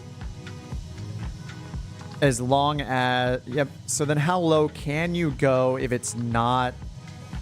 Vision Jet 55 Golf contact. This is half a mile, so can we? 126.35. Over to tower 126.35, 55 Golf. 12635. Hopefully that was right. Let's see if he tells us it was wrong. 12635, yeah, Qantas Tower. Okay. Let's switch over. Okay, swapped. Bonanza 9001 Bravo cleared for immediate takeoff. Caution, wake turbulence. Oh, someone else is there. Heavy. Cleared for immediate takeoff, Bonanza 9001 Oh, that's Bravo. AI chatter. Qantas Tower, correction, Quonset Tower, Vision Jet, 1655 Golf, RNAV, runway 16, 10,000, descending to 2,500. That was a horrible call. Blah. What am I saying? I should have started with my altitude and then said RNAV 16. Or just my altitude and RNAV is enough, I think, right? Yeah, I should have said Vision Jet 155 Golf. 10,000 feet on the RNAV for runway 16.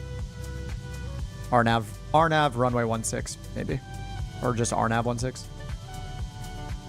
All right, we're almost caught up to our vertical deviation here.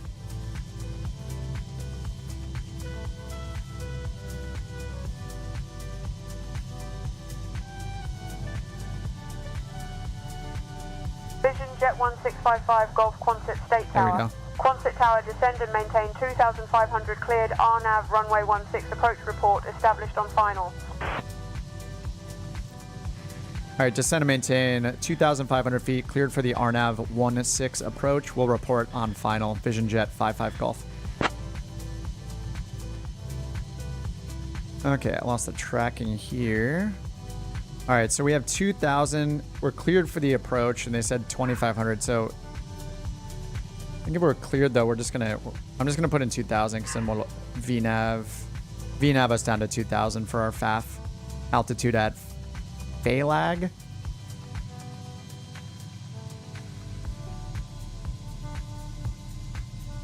Uh, 1,300 feet, still can't see a thing. Nice. Yeah, we're about to go into it. This will be fun. Overcast at 200 feet.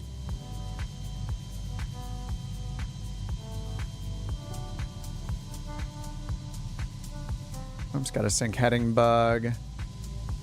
We don't need no stinking visibility. Yeah. How low can you go? Way to wreck a great landing, Sierra. Watch out for the crosswind. I had to do a little crabbing. All right. This turn here is going to be interesting. I need to get slower for sure. I'm going to go manual speed. And this is a big turn. I'm going to bring us down to like 170.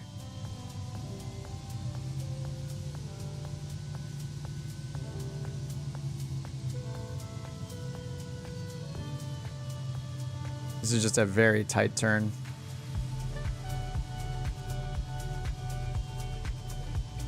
All right, they said to report when established on final, so we're good now. Bonanza November 64 Foxtrot Alpha 2, enter right base runway Bonanza 21. November.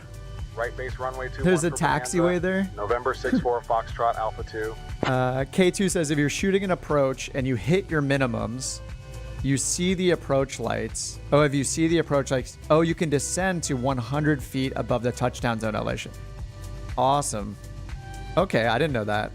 If you're at 100 feet above touchdown zone and don't have the runway, then you go around. Oh, got it. Okay, okay. But you have to have the approach lights in. So unless we have like a really good approach lighting system. So in the case of an airport with like a very, like one of those huge approach lighting systems. I forget the acronym. Like what does this one have? Okay, so the Mouser. So this has a MALSR. So it has this leading, it's got the rabbit or whatever they call this. Do they call this the rabbit, right? When you're on the way in. So we have this crazy approach lighting system. So in this case, it's going to be very likely that we see this even in bad conditions. So that'll give us another 100 feet we can descend below our LPV DH of 200. Then we can follow along that lighting system longer, you know, until we can keep going on that until at 100 feet AGL or 100 above the touchdown zone elevation. Then we want to see like the runway edge lighting system or the runway numbers or the paint or any of those things. I think I understand. It's confusing. Oh, 100 above touchdown zone is the lowest you can go. No, that's what I mean. That's what I mean. But what you're saying is, so our DA is 200. Or DH is 200 on this LPV approach. If we see the approach lighting system, but not the runway environment itself, meaning like the edge lighting, the runway paint, the runway number. Short of runway 27, awaiting further instructions. Holding short of runway 27 Bonanza 64 that? Foxtrot Alpha 2. So if we see the approach lighting system, we can go down to 100 AGL until we see the runway environment, whatever that technically means. Yeah, I know it's a bunch of different things. Oh, the PAPIs, yeah, runway edge lights, or like the paint, right? The runway number, the piano keys, the touchdown zone, any paint, pretty much. Yeah, I know there's a whole list of what constitutes a runway environment.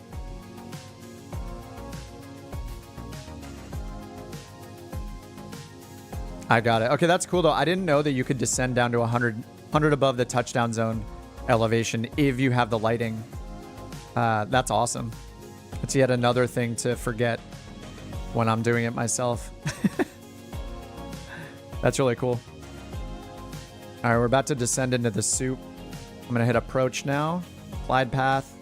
And we're on VNAV down to 2,000 feet for the FAF altitude. Let's call the tower again. Quonset Tower, Vision Jet 55 Golf is on the final approach course. RNAV 16. All right, we can put gear down anytime under 210 knots. Then we got what, 190 and 150 for our flaps. 190, 150. All right, sync the heading bug again. Going in. 7 degrees is the outside air temperature. We're good. Golf winds 200 at 14 runway 16. Cleared to land. Report runway in sight. Oh, interesting. Clear to land runway 16. Runway not yet in sight. Vision Jet 55 Golf. So that's interesting. It's telling us to report the runway in sight even though we're IFR. Maybe because of the conditions. Oh my god. All right, this is a little scary. All right, let's go gear down. Get our speed down to 140.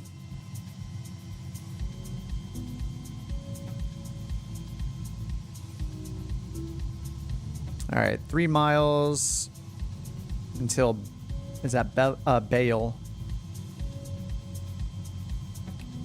Oh, we didn't catch the glide path.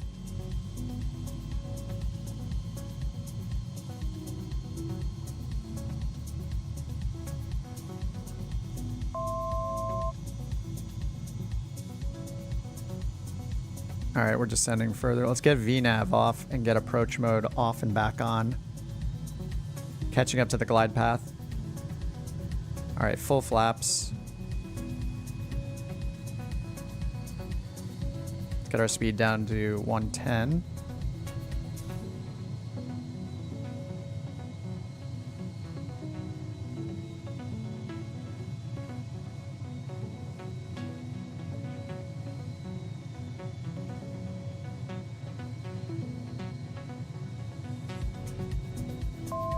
Did I catch up to that glide path? Yeah, it didn't capture the glide path. Wait, is it way under us?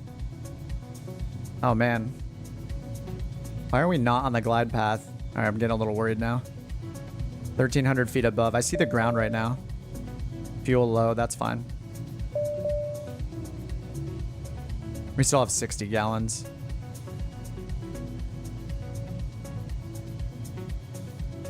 That's 1,000 feet.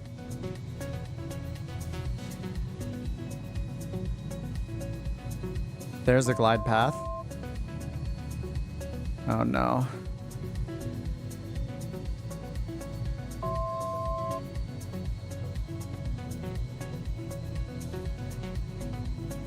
Something, it didn't capture the glide path. Trying to catch up to it. There it is. Qantas Tower, Vision Jet 55 Golf has a runway in sight. That was a little scary. All right, we got full flaps, gears down. Sync the heading bug again. And get rid of this for now. Vision Jet 55 Golf, runway 16 cleared to land. Runway 16 clear to land, 55 Golf. 500. All right, manual throttle. It's 500 feet AGL.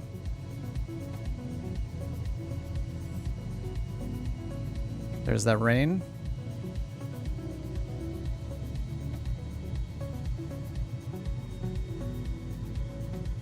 Here comes 200 feet. Yeah, this is bumpy.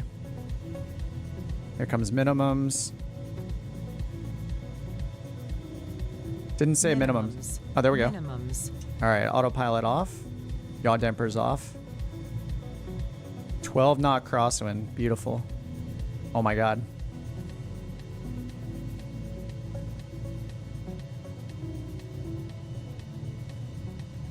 Probably would have gone around right there just because of that. Skylane 422 Alpha Mike, make left traffic runway 30.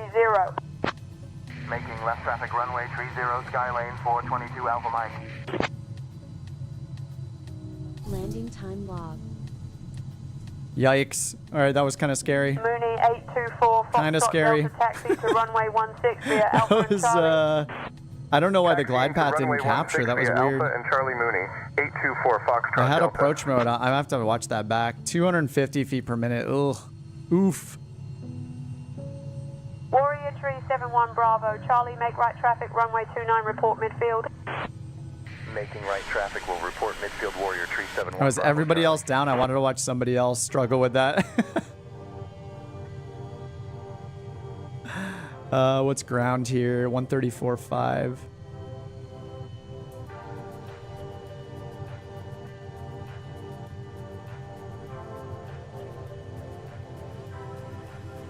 Curious if that was a G3K bug. I'm not sure. Yeah, that was scary. I think technically that would have been a go around for sure. That I was getting pushed far left. I was definitely not like stable. That was ridiculous.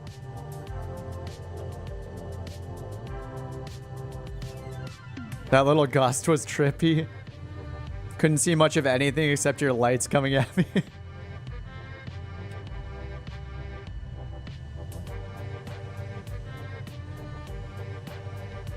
Vision Jet 55 Golf, contact North Kingstown ground on 134.5.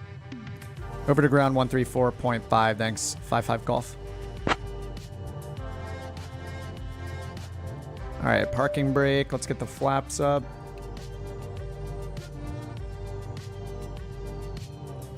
I do need to get in the habit of setting that flight director button. All right, 134.5. Let's see what they give us for taxi instructions. I'm not expecting anything. Oh, there's just pretty much just alpha. I'm gonna leave the landing lights on.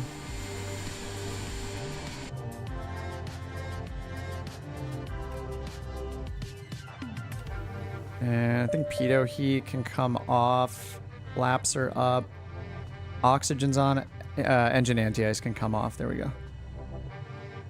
Did they say North Kingstown? Oh yeah, they said North Kingstown ground. But here it says Quonset ground.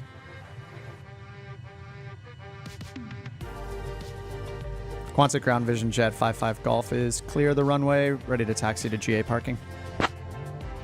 It's right in front of us. What's up, Centurious? Thanks for watching, man. Have a good one. Have a good night or day. Hello, little Vision Jet. Yeah, okay. Make fun of the little guy. All right. Haha. Vision Jet 1655 Golf Quonset State Ground. Taxi to parking via Bravo Delta. Have a good day. Parking via Bravo Delta. Have a good day. 55 Golf. All right, yeah, they don't have the custom ones here. Or the real world taxi stuff here yet. But yeah, it looks like maybe didn't somebody say they're inserting it like airport by airport or something? It's pretty crazy. What's cool is they can just go off all the usage data, right? Like just find what airports are most popular. Just start hitting those first. See what flight plans people are filing, where they're flying to. And this Honda Jet's been waiting here for like 42 hours.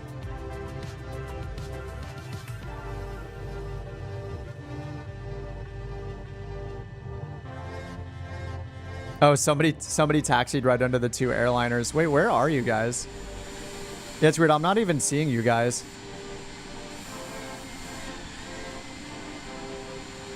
Maybe having multiplayer issues. All right, lights off. Pitot heat's off. Throttle's good. Here, let me see what the master switch does if I hit it off on this plane. Okay, it just does the two batteries. All right.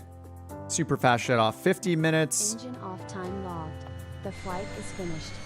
It has been monitored by OnAir. All right, that was a quick freelance flight. Yeah, that was a bad landing regular. Tango Oscar cross runway tree 1 contact tower for further instructions. 257 feet per minute. Contact tower tornado 892 Tango Oscar. Not great, but we'll take the 1,400 credits. I need it for my base fees. Oh, I parked on top of Loki. Oh, whoops. Yeah, I'm not seeing. I'm just seeing Versa. Awkward. Can't see you guys. Feels bad. Well, high five as if we can see each other. 07, all those things. That's why I feel itchy.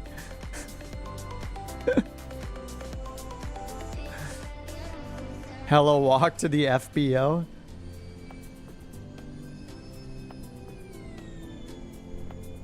All right, I think that's going to do it today. Dude, that was awesome. We had 2 IFR, 2 IMC flights. We had minimums, and then this one was, I feel like this one was worse, but still above minimums. This is definitely worse than Teterboro, though. Definitely worse. Oh, Rockwolf. Oh, Rockwolf's at 41,000 feet over there already. Dude, the Honda Jet thing is crazy. Yeah, that crosswind was definitely gnarly. I do love that SayIntentions is already this far along with IFR, because I think it's a lot more fun than VFR.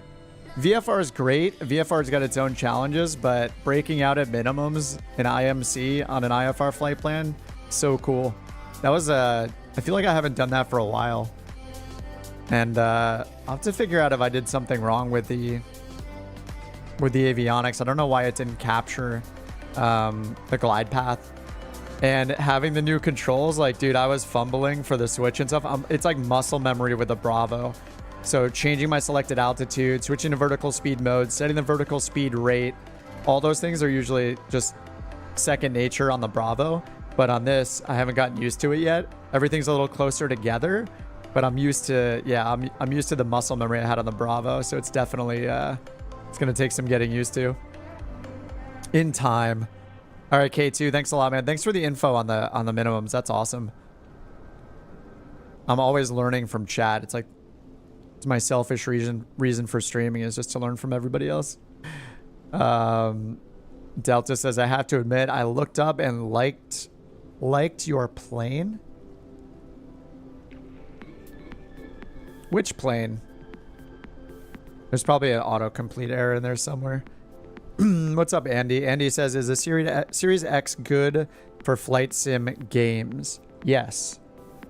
Yeah, as far as I know, I mean, Microsoft Flight Simulator is made for the Xbox, and the Series X is the more powerful of the two Xboxes. So if you can afford it, I would definitely get the Series X just because it's the better performing. Oh, you saw the Vision Jet, thought it looks pretty good. Yeah, if you use these camera presets too, especially like this style one, looks pretty good. You're gonna be 31 years old this October. What does that mean? Oh, your 2070 Super is getting a bit old. Wait, were we talking about this before, or was that somebody else? Somebody else on the last stream had the exact same question. Wait, wasn't that you? Weren't you talking about getting a 4080 versus getting an Xbox? I think we had a whole conversation about this. Kids, yeah. Don't tell anybody in chat that you said that the Vision Jet looks pretty good.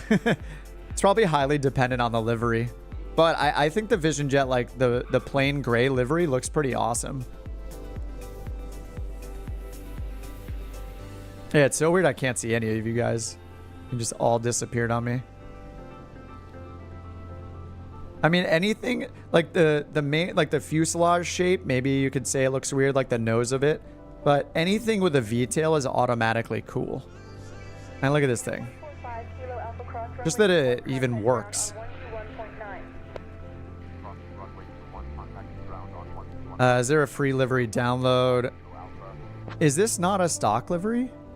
I thought this is one of the stock liveries. I don't know that I have any third-party ones. You're thinking about it for your 31st this autumn? Dude, treat yourself, of course. Always treat yourself. Yeah, I think I swear we talked about this last stream, Andy. Maybe I'm having a brain glitch, but I definitely remember having a conversation about Xbox versus upgrading the video card. I would say it just matters how much you're going to be gaming in the future. Pick the thing that you think is a good investment. Like an Xbox will last you a long time. If you're going to upgrade the video card and then you're okay with upgrading other components in a year or two as they get outdated, like that's the reality of PCs, it's up to you. One isn't better. It's just the answer is not so simple. I would just say, yeah, the console is going to last you longer, right? Because every game made for the console is made to work on that console. And they're not going to tell you, hey, you have to upgrade this chip in your Series X. Yeah, it's just not a thing. Eventually, they'll have a new Xbox, but sell your parents' e-bike around $300. I think that if you don't want to deal with putting all the parts together and constantly upgrading components, or it's going to be more stable to have a console, but you're going to miss out on certain things like graphic fidelity and performance might be worse than a PC that you build. The peripheral choices are more limited, things like that. It's just about if you want it to be more casual or you want to sit at a desk on your computer, you know. You could sit at a desk with your Xbox, like it's up to you. But an Xbox will last you longer than a PC in general because a console is made to last the lifetime of the console. So, and it's very cheap.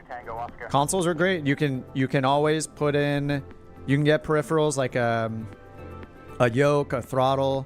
You can get those for the Xbox.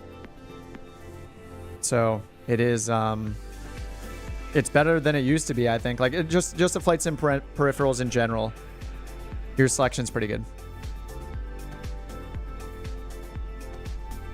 If money is no object, PC, yeah. If you're balling on a budget, nothing wrong with a console. Either way, like, I mean, I owned a console for a long time before I built this PC a few years back. My tastes change over time too. My gaming habits have changed many times in my life, so get what's right for you right now and don't worry about it. Whatever's gonna solve your needs as a gamer right now. And yeah, you got a HOTAS early last year for PC. It's possible, just Google it. It's hard to tell without like, I don't own an Xbox, so I can't tell you, but I would just Google it and see, just type in, you know, whatever you got, Xbox, and see if it's compatible. Xbox Series X, whatever your HOTAS is. Google is your friend. Balling on a budget, yeah. All right, guys, good game. That was pretty fun. Got 2 flights in today. I feel like last time I said I was going to get in more than more than one, and I only ended up doing one, but good 3.5 hours of flying. It's kind of our usual. Thrustmaster. It's possible. Yeah, you just got to Google it. Unless someone here owns the same one, like Google's going to be your source of truth. You had to sell both because you got a 65-inch. Oh, 65-inch 4K TV. That sounds nice. Good night, you silly humans. People tell me PS5 for GT7. You want Xbox for Flight Sim. Yeah, if you want Flight Sim, then your only choice is Xbox for sure. Do I think 300 is fair? I don't know anything about your bike, so I don't know, man. I couldn't tell you. As usual, Google and Reddit, especially. Reddit's really good for figuring that stuff out too. Check eBay. Check out what they've sold for on eBay or something like that. Anyway. All right, guys, if you want to keep chatting or chat in between the streams, here's the Discord link as usual. Whoops, is that going to work? There's a Discord link if you guys want to join and chat in between streams. Next stream is going to be Thursday for Marketplace Roulette. We'll see. Hopefully we'll get some new things in the Marketplace to fly around. Either way, I'm going to buy 1 or 2 or 3 new things from the Marketplace and check them out. So I will see you guys on Thursday. I'll see you guys in the Discord. Thanks for hanging out as usual. Do I think you could sell it at a church? I can't say I have any experience with church sales personally, but you probably know better than me. All right, guys, I'm gonna end the stream. Andy, good luck. If you want to keep chatting, you can hop in the Discord if you want to ask advice. But can you? It's getting a little weird here. All right, I'm out. I'll see you guys on Thursday. Peace. See you, Soul Delta. See you, Andy. And thanks for flying along. Sierra, good to hear your voice, man. Have a good rest of the night. I'll see you guys on Thursday. See you in the Discord.